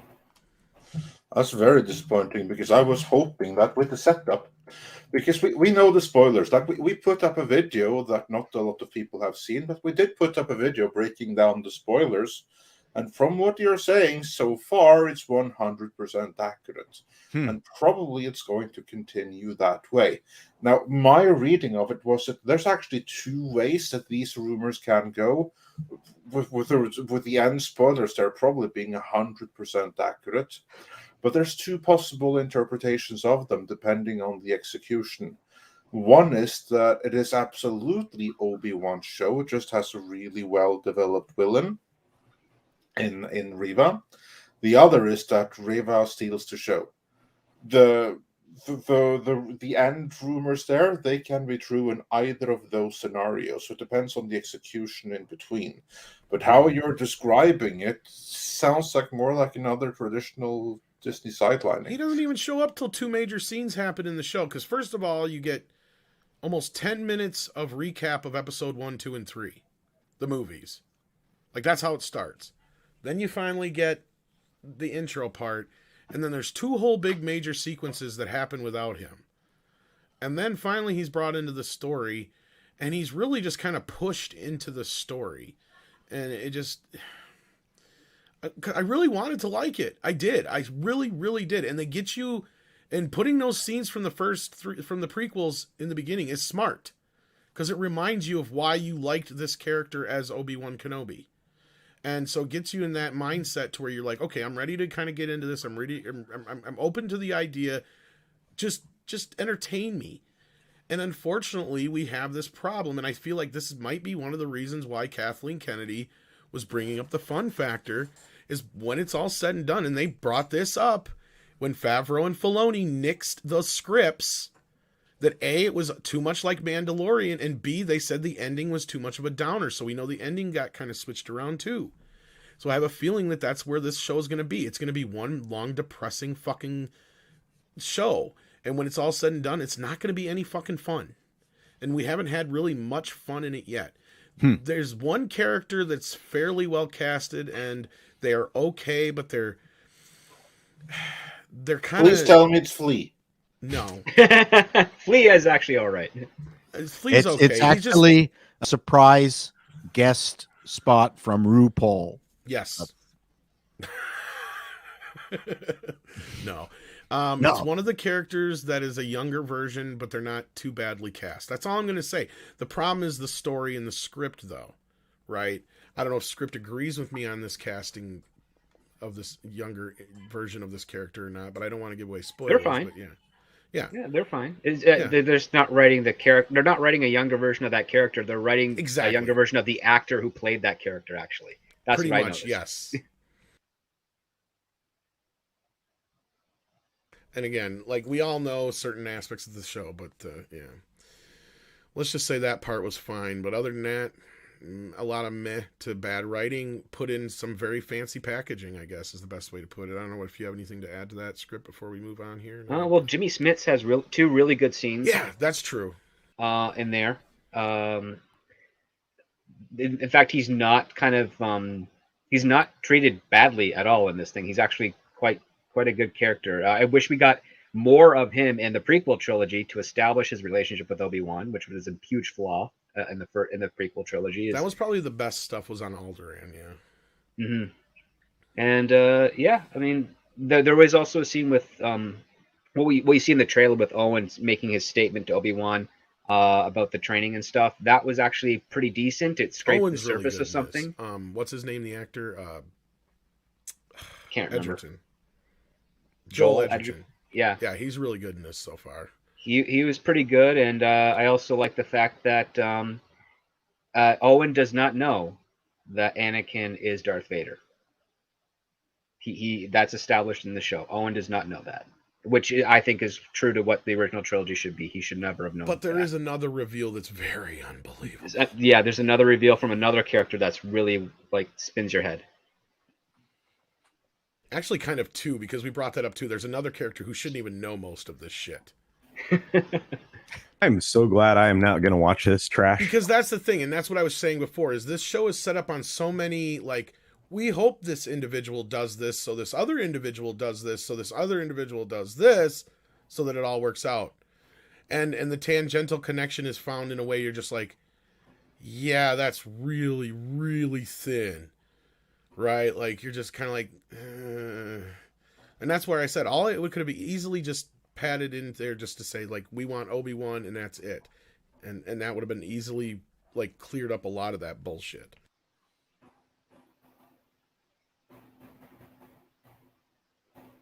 Wow. I don't want to give away too much because I know I'll get yelled at for spoilers, even though some people in the chat are saying spoil it. But I have to say it's very disappointing though, because I was hoping that the Mandalorian really could bring things back. But I stand by that the firing of Gina Carano ruined everything. Yep. Because when they fired Gina Carano, they didn't just lose Gina Carano. They lost what she represented, namely a load-bearing pillar. That's what she was. She was load-bearing, as in she was part of the foundation that the whole revival of Star Trek was built upon. You tear down that foundation. Yeah. Sorry, Star Wars. But anyway, tear down that foundation, the whole structure collapses. Well, that's what happened. That's what we're seeing. It was good right up until The Mandalorian Season 2. Then everyone was on board. It looked really exciting. They had so much goodwill. There was hope for Star Trek again. Then Kennedy fired Carano, and the whole structure collapsed, and there hasn't been anything good since. Boba Fett was a mess, for which I do not blame Robert Rodriguez. I think that was messed up by other people there. And of course, he wanted his Spy Kids references, which really didn't work. But again, that's compounded by all the other issues. Now we have this thing right here. Then we have Andor, which we already know is all about Whammon. And then in movies, next movie is from Taika Waititi, and you already saw what he's going to do to Thor in Thor: Love and Thunder. Now he's coming out and saying it's not a passing of the torch in Love. Well, he could have fooled me. Why do you think he's saying that? I don't. Well, I'm sure I know why. Probably because he figured, oh shit, a little bit too many people believe that whole thing. I'll ruin your mythos in a minute. Your mythos in a second. But no, I wanted to like this show. I mean, I wish I could even say that Ewan McGregor did a great job in it, but he's not given a lot to work with. I think this is, I mean, I wrote this in my last video, actually. Us fans want it to work. Yes.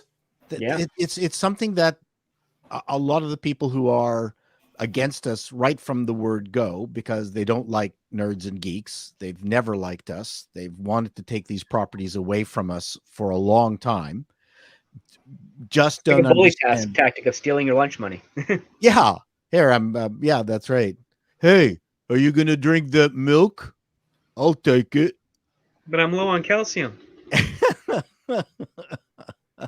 I'm low on funds. Give me milk. And the thing is, they don't realize that a hope springs anew, much like Charlie, with Lucy kicking the football. I mean, every time we get this show, we will happily kick that football, hoping that Lucy does not. Charlie, what's his name? Charlie Brown doesn't finally gets to hit it. Finally gets to hit it. We never learn our lesson. Disney keeps, and Star Trek, whatever, keeps setting up these footballs, and we go, okay, for sure, you're not going to move the football now, right? You sure now? Let me kick the football. Wah! See, that's where you just got to take a step to your right and then kick the person holding the football. You know what? That's a damn fine idea. Like, really hard. And that was the last time Lucy tried that. I wasn't going to bring up wallet, essentially. I was purposely avoiding trying to make the connection that we're kicking a girl. Lucy's not a girl; she's a monster. Okay, I'll accept that. Yeah, so it's okay then. That just reminds me of one of the few funny lines in Look Who's Talking, where John Travolta's talking to Mike, and he's like, "One thing my dad always said is you never hit a girl." And he's like, "Well, what do you say about pushing them?" Sorry. In grade 5, there was a girl who was about a head taller than me, would beat me up every recess. Every recess would just pound the shit out of me. And of course, I couldn't hit her back. But one day I got fed up and I bloodied her nose. And that was it. I got dragged to every single, I got dragged to the principal's office, everything. And you've been married ever since. And just be glad the Me Too movement was still a century away. Yeah, half a century. Yes, no, I never did like her. She did stop hitting me. She did stop beating. Well, me. where's that? Yeah. That's good. Well, hey, if she wants to like torment you, it's horrible. As if she was another boy tormenting you, then. Like if you can't take the heat, get out of the kitchen. I guess. My dad said he would give me $100 if I reached 100 pounds by grade 12. I failed. Oh boy! Oh jeez. So there you go. I still think that's. You were under 100 pounds by grade 12. I wasn't. Oh. And for many years after that, I wasn't. So that was a skinny guy. I was running around a lot. I was high energy. Yeah, you were running from women that are a foot taller than you. It sounds like a great love story that we could write right now. Yeah, we should spritz it right now. Just get all the beats together. Mm-hmm. Nosebleed, or How I Met My Wife. No, just Goku McDuck sends in 50 Mexican. I believe that's pesos, right? Or is that dollars? That's dollars. Never mind. That's dollars. Will you cover the outrage of the Rescue Rangers movie, mocking the tragic life of Bobby Driscoll and making Gadget and Zipper a couple with odd kids? Okay. 140 of them, I think. There is this whole nothing about thing around this Rescue Rangers thing. I've had people come at me from several different angles. We're going to have to see it over the course of the weekend. Not me. I'm not watching it. Because I've had people come at me like, you should see it because of Roger Rabbit, because they know I'm a big Roger Rabbit fan. They've come at me. They got Alan Oppenheimer in it as He-Man. I was just going to say, some people have come at me with the whole He-Man and Skeletor thing, and then some people just want my take on how they've treated characters like this and the whole kind of parallels between Peter Pan and Bobby Driscoll in the movie, and yeah, just some of the other business that's in it. I mean, I've had a lot of the cameos already spoiled for me, but at this point, yeah, I think Andre and I'm sure Andre's gotten a lot of the same kind of emails asking us about. We're going to have to watch it over the weekend and do like a review or something, the round table or something. Yep, I think that's because I've never gotten this kind of like interest over like a Disney-ish movie as this. So we're going to have to. So yeah, you'll get it. End of the weekend. There you go. Wow. Horseradish And Powers. anyone else who wants to watch it and join in, you're of course welcome. Horseradish Power says Top Gun Maverick works super hard to have an ending that will stick the landing, but with the landing gears torn off. Well, I want to rewatch it. Oh yeah. No, I have to tell you, in all honesty, that I will be seeing that film again, likely tomorrow, because it was that good. Cool. Brian W says, first super chat. Well, welcome, and we're glad to break your cherry. Yeah, thank you. First and story told me to me. First-hand story. Oh, first-hand story. Okay, thank you. Airman on Air Force Base, dressed as characters from first Top Gun movie, camped out and had boombox playing original soundtrack. Oh yeah, I heard that they're big fans of that film in the Air Force and Navy. Oh, it is the beach scene in this one is equal to the beach scene previous, in my opinion. You know, for an entirely different reason. No volleyball. I'm not going to say anything about anything. Oh, see the film. See the film, Paul. I will see it. All right.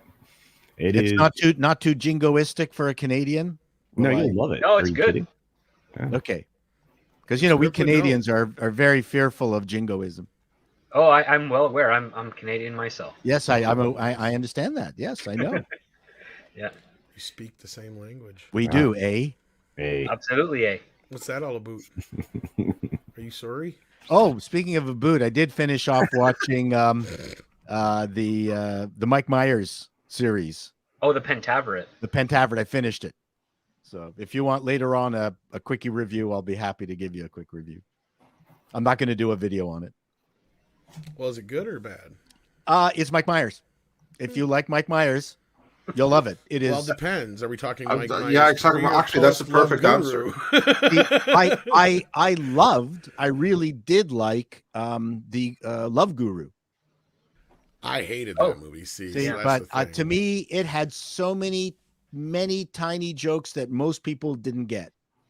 Like the Leafs winning the Stanley Cup in our lifetime? Yes, that was excellent. I loved the pillow on the wheels that he couldn't park properly and had to keep moving it about. There's a lot of good stuff in there, but I can understand why people didn't like it. This is kind of more like the Love Guru than it is the spy Austin Powers. So if you didn't like the Love Guru, you probably won't like part of this. My problem with the Love Guru was the same reason, like you just mentioned, the one scene with the wheels on the thing, he couldn't park it right. See, that's my issue with Mike after a while, is he started reusing the same jokes to the point where the third Austin Powers movie is literally like a greatest hits collection of the first two. And he keeps reusing the same bits over and over and over and over and over and over and over. And it's like, this guy used to come up with some really funny shit between Wayne's World and the first two. Right. This is not accessible. And stuff from SNL and all that kind of stuff. Yeah. This is not accessible in that Wayne's World way. It isn't. It is just a fever dream. But I enjoyed it. He plays about 100 characters. It's pretty staggering. See, and I got a lot of the Cat in the Hat vibes with Love Guru. And I feel like the Cat in the Hat should have every single print, including the negative, digital, and whatever, burned. Yeah, and it never was not spoke good. of again. So basically, you feel the same way about that as I feel about like the Trail and Curse of the Pink Panther. Yes. And it's not like I have like any big huge connection with Dr. Seuss or anything like that. It's just that movie was so much of an abomination and all the Dr. Seuss live actions were abominations. All of them. Yeah, I mean, well, the Grinch one's at least stomachable for some parts of it. Yeah, except they got rid of the central premise, which is, presents are bad. We need to be with each other. It became a pro-consumerist movie. I don't know how they did that. I have to watch it again, but yeah. I mean, no, don't watch it again. But that was a complete. Wait a second. I think they completely missed the point. That's not the message. That's not the message. Like the central message is togetherness and being with the people that you love. No. Yeah, like he took all the presents and the Who's didn't care. Right. That's not what happens in the movie. That was in the movie, but maybe that's not what happens in the movie. It's bizarre. I don't. Mr. Tickle Trunk says Disney minor sins are things like wasting really cool characters, like a blind guy that could almost see the Force, wasted potential. Yeah, I'd rather see a show about that character. That's for sure. I brought that up. I can't remember if it was during the show here before. Who was the blind detective played by Tony Franciosa? Okay. I can't remember the name, but I know what you're talking Okay, about. I'm pushing the panel here. Who is it? I can't remember myself. I'm probably the only Culture's not here right now. I don't think. I mean, he'd be the only other one besides me who'd probably remember. I have no clue. What? Well, wait. I'll admit that I right just away. what? I heard my name. What happened? Tony Franciosa played a blind a lawyer. What's the name of the blind show? lawyer. Was that Paul Zapati? No. No. God damn it! You're gonna make me look it up. Oh, That's what Google's for. And spying on us, but yeah. Yeah, that too. House of Trades, while you're looking that up, says Star Wars Celebrations. What the hell is there to celebrate? Exactly, and that kind of goes back to my whole point. Kathleen Kennedy had to finally admit that there's none of this shit's fun. They bled the fun out of it. And, I did not have fun watching Kenobi last night, and I was ready to. I'm like, fuck it, I'm gonna take the time and I'm gonna do it. And I popped some popcorn and I got excited for it, and I was let down minute by minute by minute by minute. And on that note, actually, I don't think there's too many others that see much to celebrate either. And in terms of Obi-Wan, Valiant Renegade, our good friend, he had a great video earlier today, which I think brings up some very, very good data points. Namely, that in terms of awareness and excitement going into the weekend, Obi-Wan Kenobi, a Star Wars Disney Plus series that you under normal circumstances would expect to track number 1 for the weekend, tracked number 3 after Top Gun and Stranger Things. Let's put it this way. I get what you're saying. And if they put this out as a movie, I would think that this would be the movie to beat. Like, it'd be like, is it going to be Top Gun? Or like Obi-Wan, Top Gun 2 wouldn't have a chance against Obi-Wan if it was a movie. Wrong. No. But not anymore. Not anymore. That's the testament to the damage they have done to Star Wars. They don't care. They don't care. The show was Longstreet, and it was James Franciscus. There you go. Okay, now moving on. But no, that's good that you know that, because that might come handy in some later night. Some of your trivia you've given me from your TV Guide episodes is coming handy for me. Yeah, it will. It will come in handy, especially if you're on Jeopardy. This is Jeopardy. Callum Lyle says, I still call her purple-haired Karen. Well, that fits too, even though, Gerald Armstrong says, I liked Ray Liotta in Narc. Yeah. I mean, he's good in just about everything I've seen. Even in the worst movies, he's still good in them. Alan White, that is correct. Yes. Drummer's name was Alan. And I said that earlier too, and that's one of the reasons why I'm like, is nobody hearing me? Or did you say Alan White? Yes, I did, like 3 times. What's your For name now? 5 now, Ram Bam, yes, thank you for that. Appreciate that, buddy, to set us straight. Close to the edge, down by the river. Yes. Horseradish Power says, lukewarm, a sand Star Wars story only at Disney Plus. Indeed. This is so true. And speaking of Disney Plus, I had this recent thing that I think kind of sums it up very well. We have the evolution here of the trash icon for Windows. There you go. That's a recycling icon. Or recycling icon or whatever, you know what I mean. Same difference. It all works. It unfortunately is, and I say this as someone who grew up a fan of Disney, it unfortunately has merit and much more than I would like to admit. Exactly. I mean, it's true. Disney is recycling a lot of stuff but they're doing it so poorly. I don't understand that even in the worst conditions, why do they think this is good? What they're doing. I don't understand it. They're not getting people together to purposely make bad stuff. Because they think they're doing something great actually. That's my point. Yeah. But the problem is, I think they're not trying to entertain. They're trying to educate. It's still about that. Enlighten you poor, uneducated, unwashed masses and pleb. Well, Yes. they're doing it when they also don't know the curriculum. That's the irony. Like, if they want to educate, you at least know what you're talking about. Because that's kind of like the umbrella of science fiction. Whenever they had some sort of subtext of a political perspective, they knew that perspective very well, but they also knew the counter perspective very well, so that they could facilitate drama in the story that they're telling and put it under an allegory. Here, it's like, okay, we understand the superficial nature of this particular ideology, but they don't even have proper counter arguments for it to facilitate drama. They don't even understand the arguments in their favor of that ideology, because they contradict as well. So that's why we get this jarbled mess that's kind of ham-fisted our way, and they think it's Or great. put it another way, that's why we get propaganda.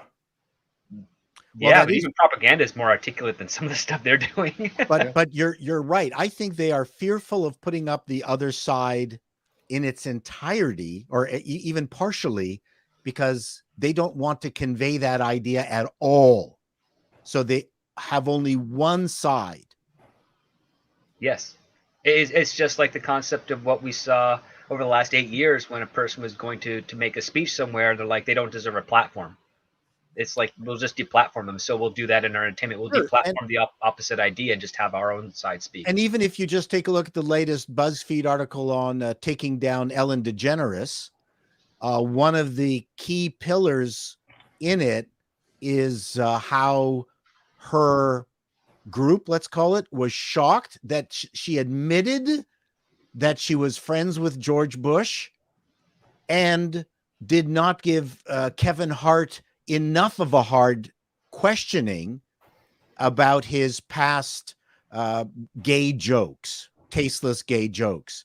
This was a very big part. So this to me, in the entire article, was the window into the soul of a group of people, a cult, that you are either 100% with us or you're against us. That's it. There is no gray. What's wrong with Ellen being friends with George Bush? Like, what's wrong? You might not like him. Why can't she be friends? Maybe she wants material, and he's a great source for it. I don't think that was it. Their bigger problem would be the way they were supposedly treated and how she supposedly treats other people. And okay, that's a different issue. Yeah, I'm just talking about how in this article they specifically said that this was a dam bursting moment. I think, and they didn't understand the irony of what it is that they wrote. Really being friends with George Bush ends your complete relationship with Ellen.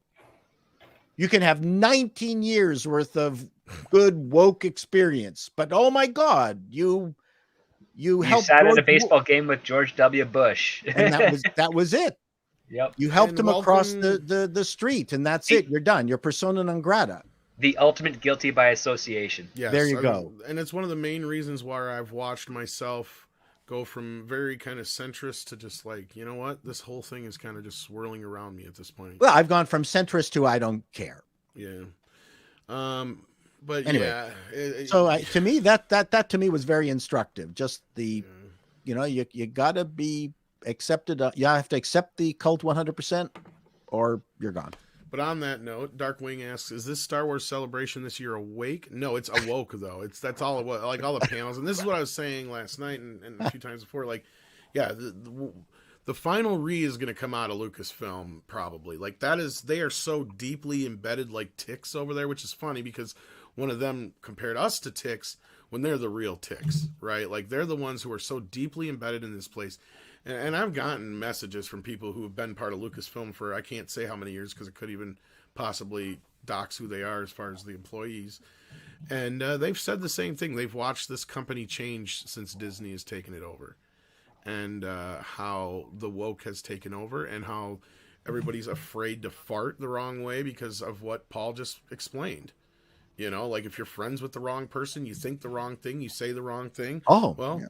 Look exactly what happened to Gina Carano. And the irony of that whole thing is when you listen to her interview, she'll tell you when she came to that point of why she kept going farther and farther to the right. And a lot of it was the people around her and the way they were acting. And it's these kind of people that pushed her in that direction. Right? So this is the problem, and yeah, I know you were making a joke here, Dark King, but sadly, it's not a joke. Yeah, and you got to be careful that you don't mention women with ticks, because that's going to get you into a lot of trouble. But Andre has to get going here soon, so we're going to try and get through these super chats here. How much more time you got here, Andre? 1 minute. Okay, you're dropping out in 1 minute. Okay. Double check. I don't think there's any for you on here. Did you want to say anything quick before you took off here? I'll check. No, I'll just want to say be on the lookout for videos this weekend, because we have a couple coming. Eventually, if I get to work, yes. Yeah. So the faster I get done with well, the show, I can answer one right away. Yeah. Philip, who says for $25. Yes. Thank you, Philip. And he wonders what happened to Kamran Pasha. Well, what happened is this: he's working. He is busy working on a big epic series. If you go and you check out Midnight's Edge live archives, that is where we have all of the past live streams, and his past live stream would have been, I think, the final Friday in the month of March. Yes. The final Friday in the month of March. That may have been very early April, I don't recall. But anyway, there he explains that now he's taking a month off for like a spiritual holiday in conjunction with Ramadan, and after that he has like a proper Hollywood job, and then he can't be quite as open anymore. That is what happened, and when he has time and opportunity to drop in, he is of course welcome, and we look forward to having him on again when that happens. Yeah, I would assume, like, unless he gets really busy again right after whatever he's working on, probably sometime near the latter part of the summer or into the middle of the summer, we might hear from him again. You can't keep him away from toxic femininity. Yeah, no, absolutely. Like and I like. I had spoke with him briefly last week. Yeah, so yeah, all is well. So if you wonder what happened, like nothing bad. I mean, he did. Well, he did have a little health scare he had a little bit of a health scare in April. He did have that, but he's recovering fine from that. So that's no issue, and he's working. But otherwise, the best way to keep up with Cameron is to check into his Patreon. So. Yes, indeed, he is very active on Patreon. So you absolutely want to check that out, and if you go there, tell him we sent you. Please do. And Andre, take care of yourself, and we'll hopefully talk again here soon. And yes, all right, take care.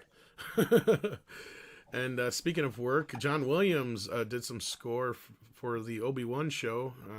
I don't know if you guys heard all that yet or what you thought of it if you did, but it wasn't as impressive as I was hoping for. New John Williams score, Requiem for Star Wars. Yeah. That's kind of what the new Obi-Wan score sounded like, was a funeral march of sorts in a way, but no Force theme in it whatsoever. I was very disappointed in that. Waddle These Nuts says, doesn't the Grand Inquisitor die? He's supposed to die in the Rebels cartoon show. I don't know if that's canon anymore. I was going to say, I think something... And this would be on Filoni's ass. That's all I'm going to say on that. Well, he's not a good contributor to Star Wars ever. No, well, I think he's all completely in his own self-service there. Oh, I understand that, yeah. Yeah, Mecha J says, would you say this isn't an Obi-Wan show, but a Star Wars show featuring Obi-Wan? I wouldn't go to that extent. He is a big enough part of the story, but again, his motivations are more... He's very out of character. Yeah, it's very lukewarm Jake Skywalker, that's for sure. I am lukewarm. He literally says a line like the Jedi are dead. Like, well, I mean, that's a good thing for your cover to say. Well, no, but I mean, it's almost like in the same vein of how Luke says it. Like when he says the Jedi should, it's time for the Jedi to end or whatever. Anyway, Callum Lyle says, Tom, could you cut your KK impression and post it on Twitter, YouTube, please? Are you talking about the flea bit? Which sounded like Clint Howard saying it, but that kind of worked. Yeah, go ahead and cut it out if you want to. Otherwise, I'll try to remember where it was, and I'll get it put up on somewheres here for you. But no, if you want to do it, go right ahead. You have my full permission if that's what you're asking. I wanted to grab this when Andre's here, and I forgot. Jeff C. wants to know when we'll have a Midnight's Edge celebration. One of these days.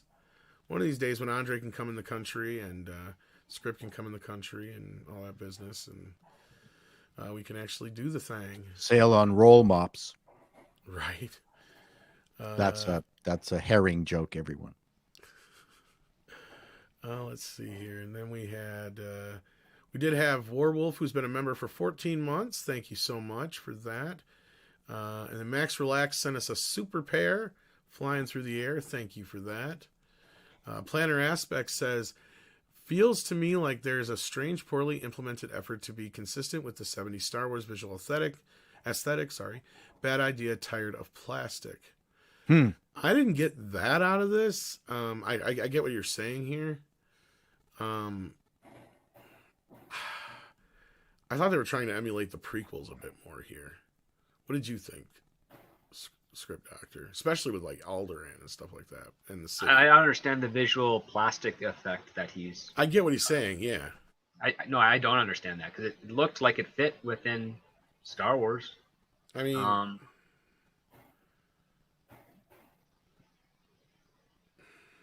the plastic element to me just looks fakey. So yeah, like to me, this doesn't feel. That's where I was coming from. Is this to me didn't feel like 70s Star Wars. This felt like prequel era Star Wars. A lot of this stuff, otherwise, like the Mandalorian show and Boba Fett, felt a bit more like their own thing because they use a lot of the stagecraft, and this show does too. But the feeling of it is just a bit more prequel-esque, just because of the designs being kind of midway between the prequels and the original Star Wars. I mean.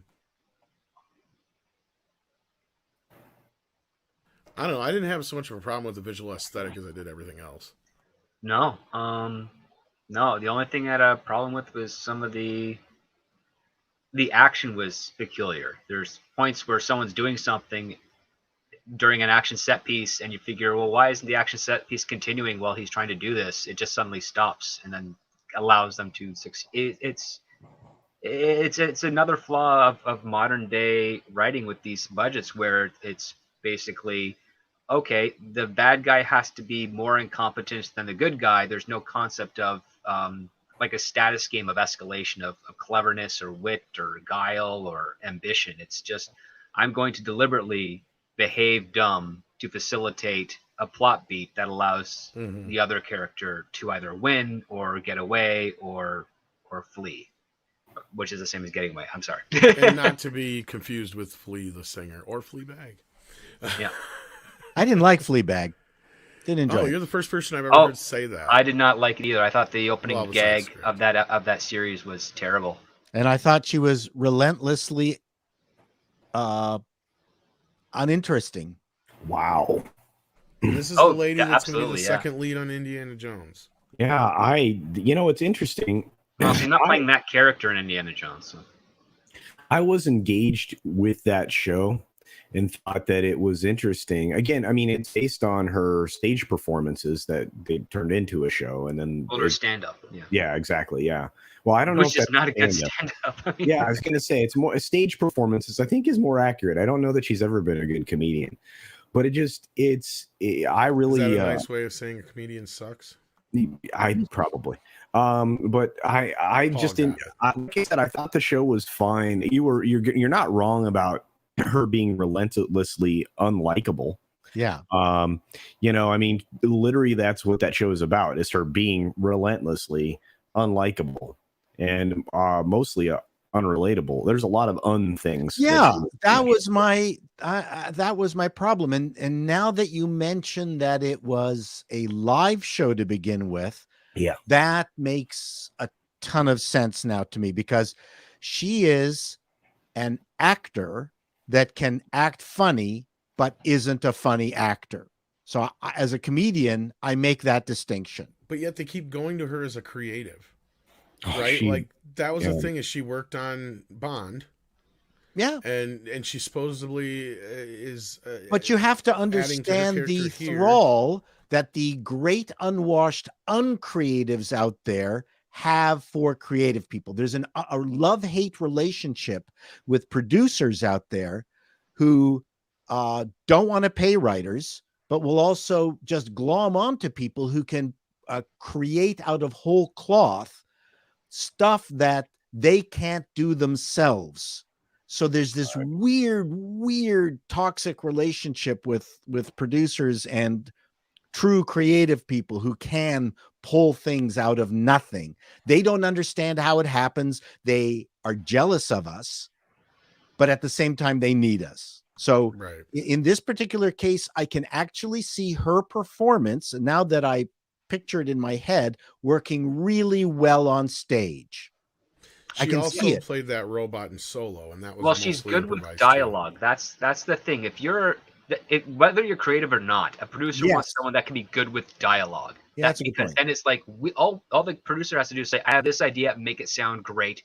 That's your and it's basically kind of whittling down to a single skill that a writer has, which is unfortunate because over the last 20 years, that's kind of been the background discussions among writers is you have to have that one skill that sets you above everyone else, when prior it's like you need to have at least 2 or 3. Like you have to understand the concept of logic and plot, you have to understand the concept of allegory, and then you also have to understand like what's the best way to convey dialogue. And people have just grafted onto the concept of voice for dialogue as opposed to writing characters that are characters. So you have something like, say, Diablo Cody, who blew up with Juno, which I didn't think was a very good movie. I enjoyed it, but it had dialogue that really sung. Like that's the thing, right? Like the characters were, whatever, but the dialogue really sang. But one of the things I noticed, which is I call the Joss Whedon effect, which is it's one voice distributed across all the characters, so they all feel like they're the same person. They have the same verbiage, lexicon. There's no distinction to the characters. And that has been kind of growing in effect, and we can see it in a lot of the television shows. That happens sometimes in sitcoms too. Well, sitcoms. I mean, sitcoms is my area of expertise and love. And in sitcoms, that's why I brought it up. Yeah, sitcoms. I'm going to do a whole show on this, but you've got in drama, the dialogue either has to advance character or advance plot or both. If you're reading, well, comedy is 3.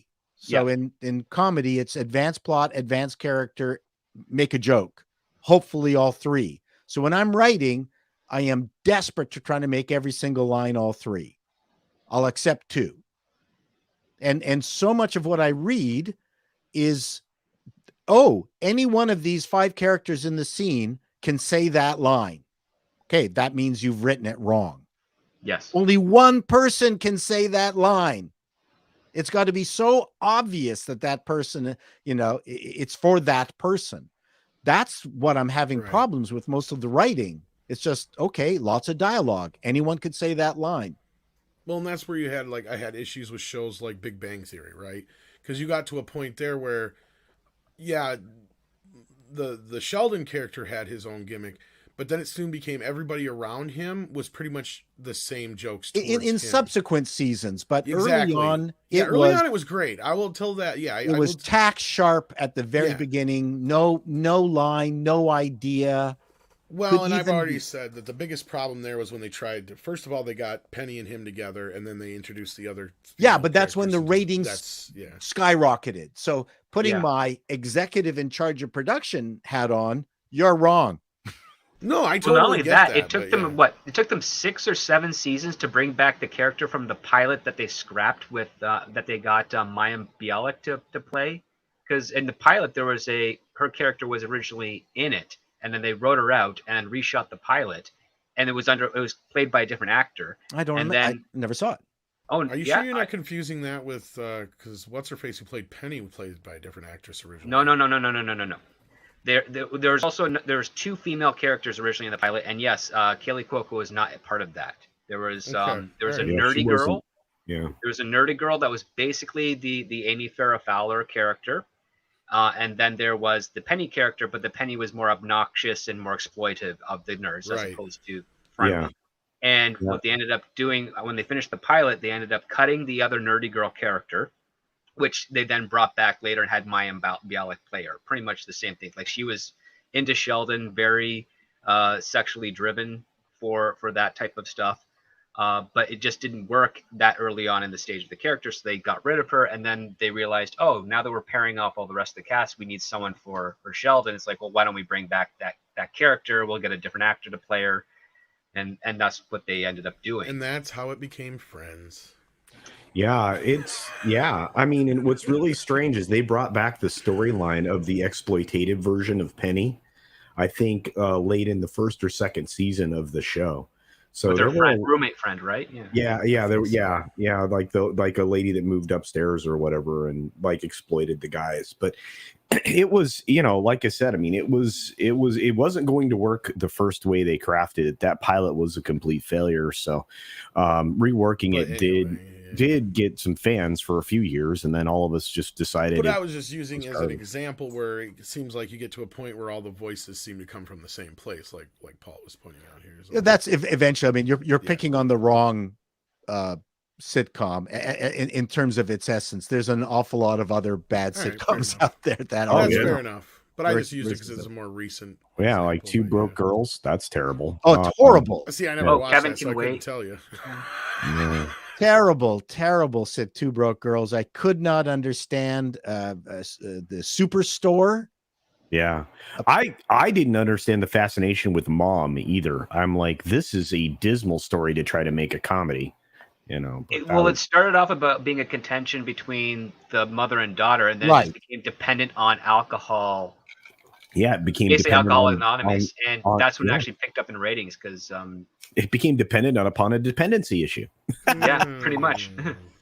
Well, Chuck Lorre, he's the one that did that show. Yeah, no, I know. It seems like we're talking a lot about Chuck Lorre. Chuck Lorre does everything because he does. Yeah, he's been around for like 50 years almost. He wrote Teenage Mutant Ninja Turtles theme. Werewolf says, "Can Marvel or Lucasfilm get away from Disney?" If they want to buy themselves out, they can, but I don't know who's got the money. Here's the weird thing. How's their stock doing right now, Culture? Oh man, they've been sitting just over $100. Okay, if it gets much worse than it has, they take another huge dive. Yeah. Like there's a rare case scenario that they pushed based on what's been happening with Star Wars Celebration and stuff, they have pushed upwards. So they are sitting at about $108 right now. That's a little higher than they've been. They were flirting with the sub $100 level here multiple times. Basically, and this is like you're talking like very bad fire sale scenario where the stock drops really bad and clearly they're not making any headway with any of this stuff. There's a scenario where potentially with Apple and George Lucas owning enough stock in the company, they could do something like a corporate takeover, maybe. Why would anybody want to buy these old properties? That's just it. It's make a new one. Yep. Well, Star Wars has already been sullied to the point where it's not.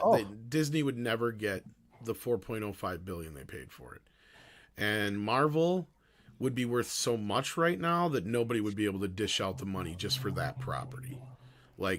So you have the two ends of the spectrum. Even though Marvel's not doing the greatest right now, it's still fucking Marvel, right? And it's worth quite a bit. What would you value Marvel worth right now, Culture? Probably $30 billion. I was gonna say in the upper 20s, but well, I'd say approximately $1 billion per film that they've produced. Is a pretty safe aggregate just to start. Well, that's kind of how they figure that. It's I usually go by your last few films, and I can be purchased for much less. So if anyone's listening. Yeah, I mean, if the problem is you can't use that logic with Lucasfilm at all. I mean, I think it's worth about the same Disney paid for it at best, if not devalued. I think it's about half that because the merchandising numbers aren't there anymore. Well, you got to remember, it was already bloated to begin with. Because go back to the book, Bob Iger's book. Yeah, George Lucas wanted X amount. Their money crunchers came back and said it's only worth, I think it was like 2.3 something or something. Yeah, that's a lot. Yeah, and he's like, "Fuck that! I'm not selling it for that." And he's like, well, let me do some math and come back to you. And that's where they worked out the deal with a certain percentage of it would be stock and whatever. And he got his $4.05 billion because he wanted the exact same amount they paid for Pixar. Right. And then, like I said, I mean, they have dumped $6 billion or more into Star Wars, and then when you start to add the TV shows, and there's probably more than that, I mean, in various ways, and they've not gotten their money back. On paper, you could probably sell it for close to what Disney paid for it. That's what I think. You could probably get $4 billion out of it. If you have somebody who's actually smart and knows what's happened so far, they'll know better. Yeah. And nobody would pay that much for it right now unless they're stupid. So that's the thing, is you have to look at a situation where, just like Kathleen Kennedy, on paper was a great idea.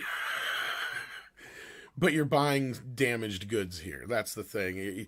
You're buying a car that is on the verge of having a million nickel and dime problems down the road, because it's in a state right now where if Top Gun and Stranger Things is trending better than Obi-Wan Kenobi, one of your A-level Star Wars characters, that's not good. Well, they destroyed Obi-Wan. They've destroyed everything that they've touched, literally. How possibly could you increase interest by tearing down your originals? Well, you need to build up your new characters, not at the expense of your originals. You bring the new characters along with the originals. I don't understand how anybody misses that concept. It's always worked. If it gets to the point where Disney would be even in a position where they would have to sell something, they'll end up selling things like the Muppets. Yes, Muppets are Fox, first on the block. Yeah. Shit like that first. And they won't necessarily sell Fox off, but they'll probably sell off a bunch of the catalog. No. Yeah, well, they can market some of that catalog pretty easily. That's what I'm saying. I mean, between marketing it and or selling off certain pieces of it that they know they'll never do anything with. So, like, it's one of those situations where Disney's got them. Unless Disney falls in some way, shape, or form, they're not going anywhere. Well, they would have to lose. And I think George Lucas is too old to care anymore. And they'd have to lose another 50% of their market value from where they are. That's what I'm saying. You'd have to look at a situation where it would get very dire. You would have to flip the table on. Right now, they have a giant debt load. You'd have to flip the debt load to the position where the debt load is greater than the overall valuation. But we're not financial peoples, so. Frager Hoskins says, "What Star Wars series is next? We didn't need wait." Yoda, what Star Wars series is next? Wait, Yoda, what was he doing when he came across his brown-skinned sister? Because diversity. That's true. Green one's fucking. I'm waiting for Obi-Wan Cannoli, the Italian version. That would be awesome. I'm kind of hungry now. I help you. I helped you find. I need to get a coffee. We need to end this, guys. I got to make a pot of coffee for myself. There you go. I'll do you one favor and one favor only.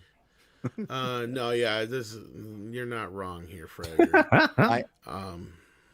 I just feed characters to Tom to do. That's my job. Yeah, you do a great job. Bounce off well together.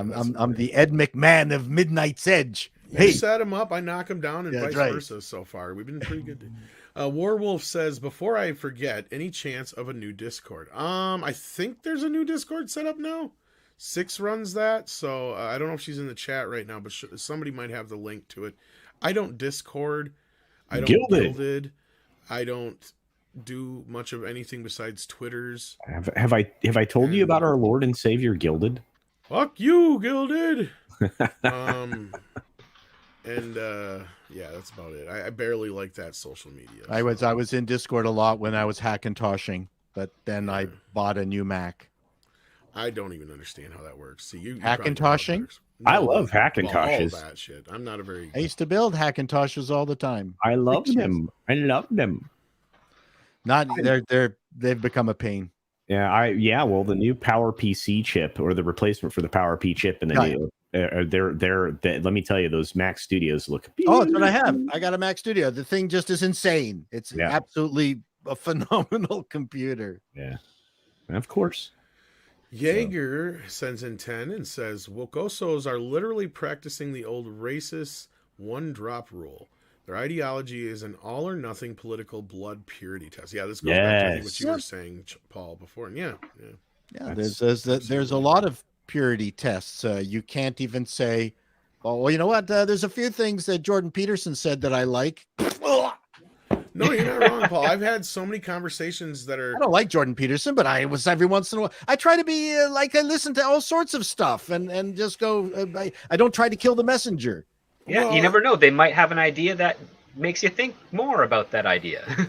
I've had so many Heavens. conversations that end abruptly because I'll say something or whatever that'll kind of, tip me off that they're obviously one of these people. And the one that I remember the most that was the most awkward, because a lot of other times they're just like, yeah, well, I got to get going and blah, blah, blah. And I can kind of just tell by the demeanor. But the one that really stuck out to me is I was at a store one day and this lady said something to me and we're just kind of chit-chatting back and forth in the line. And I don't remember even what I said. Something against Brandon, though. And she did not like that. And she's like, yeah, I think I have to end this conversation right now. I'm not comfortable having this conversation anymore. I'm like, oh, I'm sorry. I didn't mean to offend you in some way. She's like, yeah, no, I don't like your politics and I'm not going to talk to you anymore. She was like, really, like, just like, whatever. I'm like, okay, this is fucking awkward because now we're standing here in a line. It's like, okay, you couldn't have just let it go, like, I get it. Maybe you don't agree with me, but I didn't agree with some of the shit you said, but whatever. We had two dear friends that we knew for years. One of them was our vet, and then we were at their party, went to their house for another dinner party with them, and we had our second kid, and they didn't have any children. And I went, it's really amazing to see the difference between our daughter and our son. And then the one person turned to us and said, no, sex is nurture, not nature. And I went, what? This is decades before the shit that people are talking now. Like decades ago, this person believed that. Yeah, that does sound like the difference. Kind of, yeah. Yeah, total intro to woke. Way, way, way back then. They absolutely believed that it was nurture, not nature, that made girls and boys different. And we have not seen them since. Yeah, because, that was it. That was it to our friendship. Done. They must have never watched the Discovery Channel. Jeff C says, hi, Paul. Are you going to do more interviews on how to create and produce a series/film with other creators like Felicia Day or Tom Conkle? I don't know who Tom is, but I would love actually on quite. He hasn't been on lately because he's been busy working and stuff, but he comes on quite often. I think you guys would get along quite well. Yeah, I'd love to talk to Felicia. I am doing another video on the potential of how to actually make YouTube work for independent producers. I've spent an awful lot of time interviewing and scripting that particular video. So that hopefully I'll get that one done. And Felicia would be a perfect person to talk about it because she was really the only person who was successful, maybe outside of a video game high school, that made webisodes work. So there's something wrong with YouTube. Well, oddly enough, Tom is actually in one of the episodes that Felicia Day did of The Guild. Oh, really? Yeah. That was a great series. I loved it. And yeah, so it was pretty good.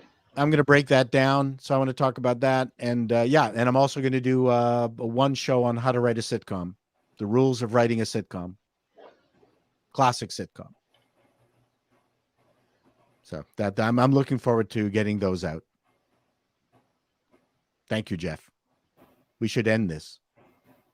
I think Tom's smoking a cigarette.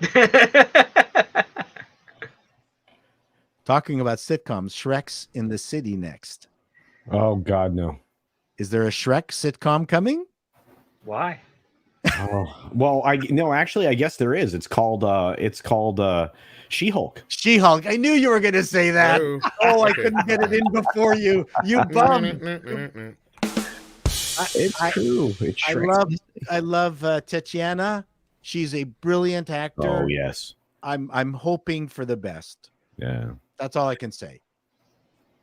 I had my hopes for it too. I just didn't recognize their interpretation of that character at all. Like that's the thing that threw me off. Well, I'm not quite. I'm not entirely certain what her origin story is. Whether it is the blood thing or whether Bruce puts all this nuclear stuff on her head, turning her into She-Hulk. Because it's one of the best believable, in quotes, origin stories in comic book history. That she's dying, and the only way that she can survive is Banner has to give her his blood. That's pretty cool.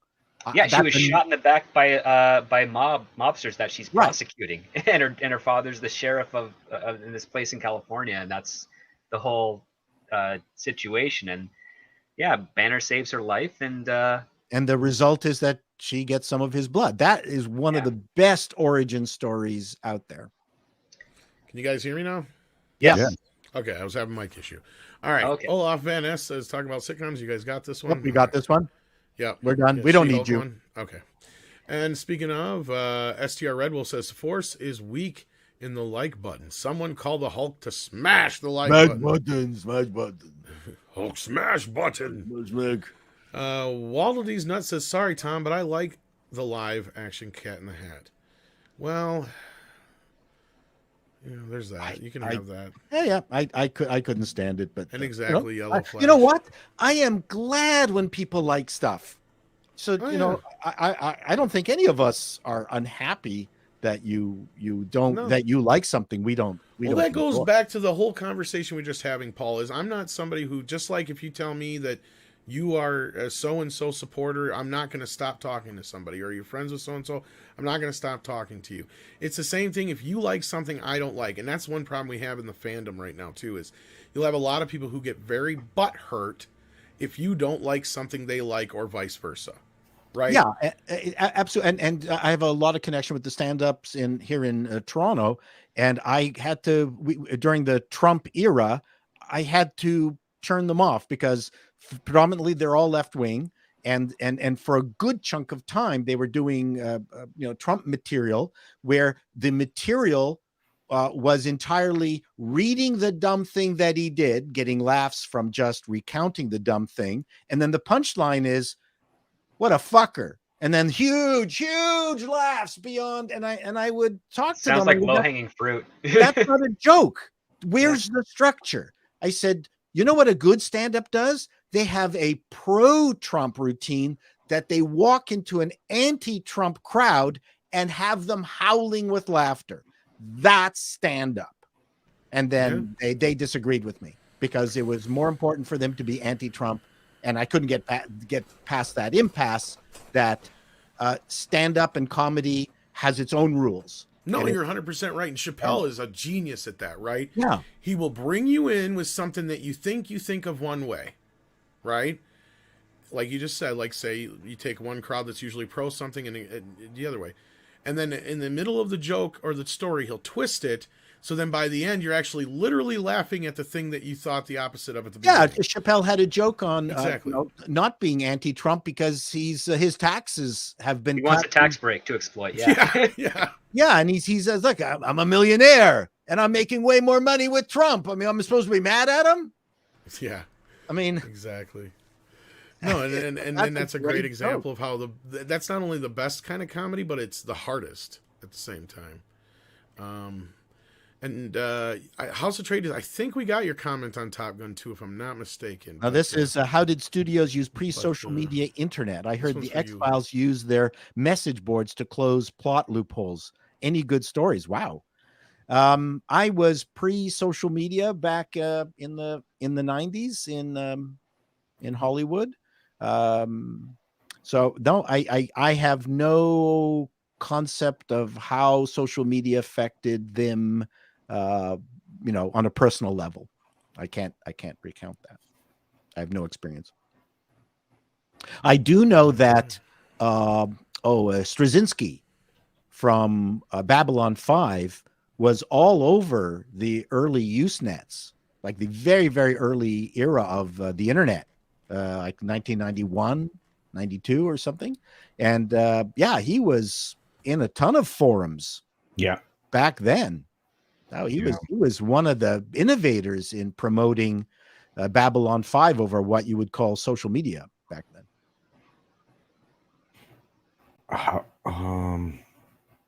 This is a good question.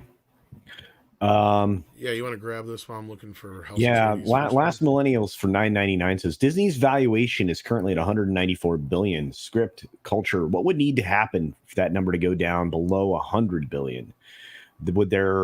Would their theatrical movies have to average a final box office below $500 million?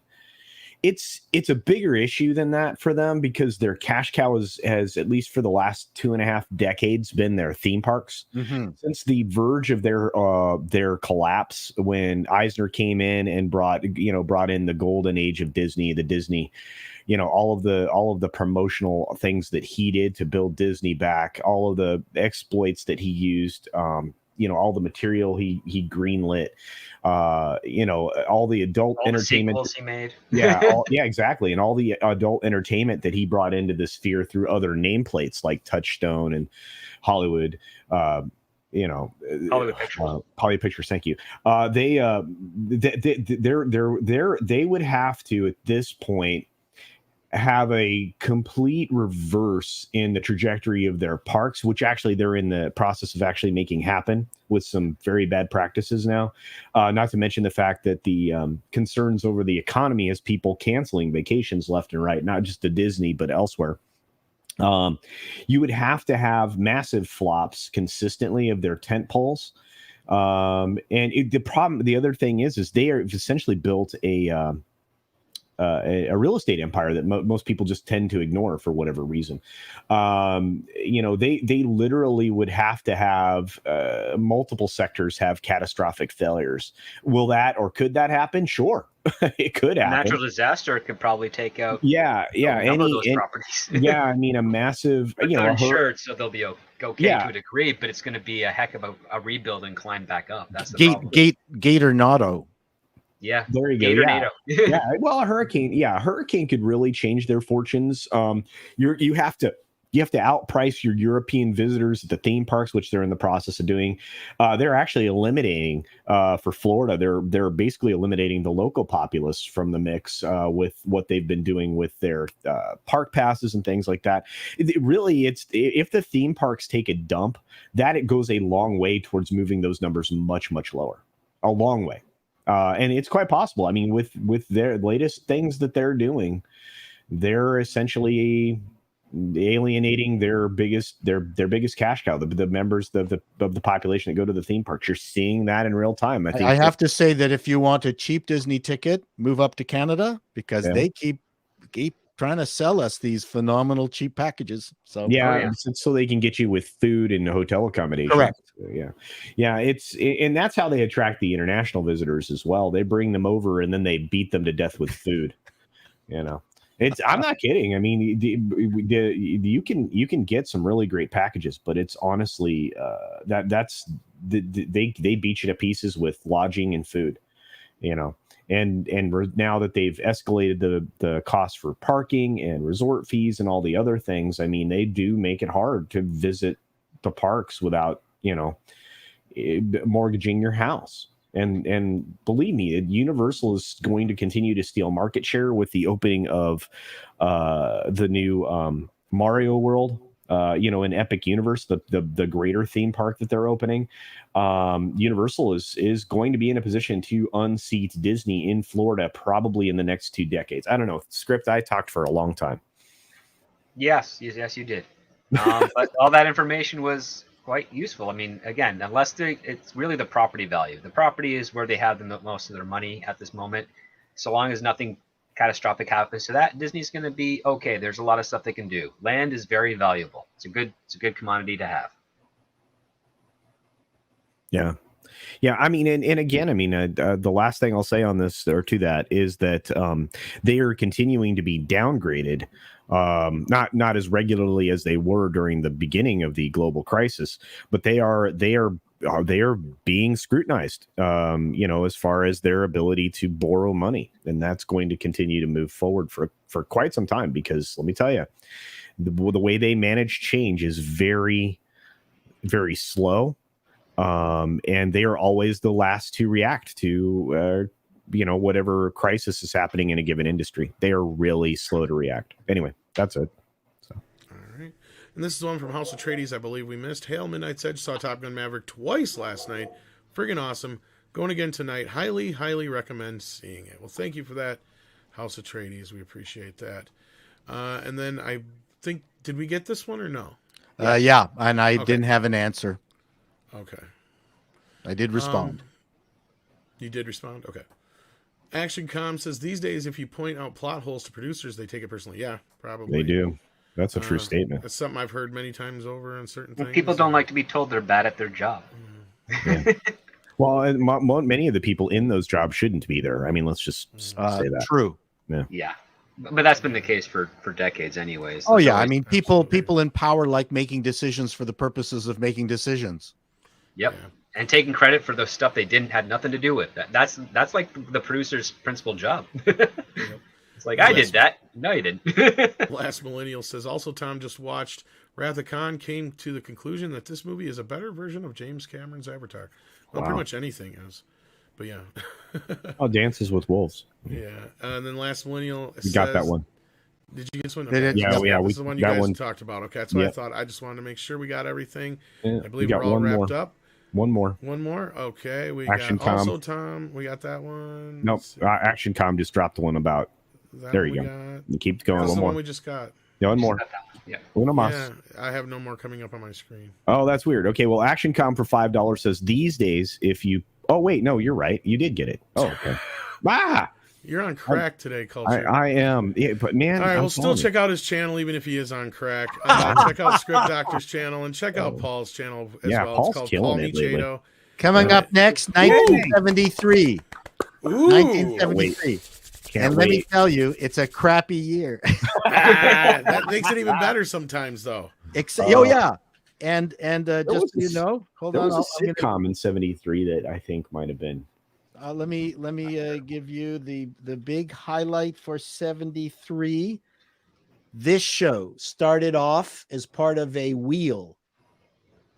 The $6 million Man. But it was once a month on ABC as part of this ABC suspense movie. One of a bunch. So yeah, they did like 3 of them before the series actually hit, right? Correct. They did that with a couple things. Columbo was the TV movie series that went on for a while. That was I remember that too. A TV movie series. Yeah. No, so there you go. That's the highlight, and of course can't forget about that one. Kojak. Who loves you, baby? So it's neat. And the other thing I'm going to do that I think will be fun, I wasn't going to do it before, but it'll be easier to do it with this, is I'm actually going to go through the schedule. Nice. And I'm going to show people how the networks counter programmed against each other, especially when CBS on Saturday owned this. So what do? What did the other channels networks do when they owned literally an entire day, ABC? I used to watch the 05 channel, which is like the TV guide channel that had all those time slots. And I used to have to study that in high school for our communications program to be like, how do you book it stuff? Because we had no one's just subscribed to TV Guide in my household, but we had like the TV Times, which is in the newspaper and all that type of stuff. Right. And then you had that 05 channel, which was just play trailers of movies and do pay-per-view and the movie channel stuff. But then it would have the slot, which you can see an essence of that on the menu for the Wayne's World DVD. What it looked like back then. And it would basically go from the current hour you're in up to, I think, about 3 or 4 hours ahead. So you could actually plan out what you want to watch. Anyway, kind of thing for a while with satellite. I think that will be fun for everybody to see how programmers counter-programmed against each other. Indeed. There we go. And this was for Action Com. You wanted to play this at the end here. Okay, here we go. Thank you so much, guys. We will catch you next week. I love you guys. It's a horrible business. It's a great way to make a living, but it's a really tough business. Playing edgy kind of characters, people are intrigued by that. The first movie I did something wild, that was pretty much a nut job. I mean, I never wanted to act. I did a play in high school because I quit basketball. I had a fight with the coach and I did a play, but never wanted to be an actor. And I like doing a lot of homework. I played a heart surgeon, used to watch open heart surgeries. The doctor asked me to scrub up. I went, operation starts, and I touched this woman's heart. I've done good guys, bad guys. You want to do a little bit of everything, and that's, it's an interesting challenge just to, you only have sometimes 15, 30 seconds to get your point across, and when something is good, like 1800, you don't have to say much. You just have to say it. Really, the toughest people are the ones who say the least. I take everything that I do serious. So to play something, whether it's a baseball player in Field of Dreams or a mobster with Goodfellas, they all have their demands in different ways. I always respond to passion. I mean, there's nothing more exhilarating than working with a director who's really, really excited about this make-believe situation. And the best directors that I've worked with, they all seem to have that in common. From Scorsese to Ridley Scott to Jonathan are the most passionate and most excited about putting this make-believe situation on the screen. It's exhilarating to be around. It's just a constant hustle all the time, so it just doesn't stop. But I just love playing pretend, but the business part is tough.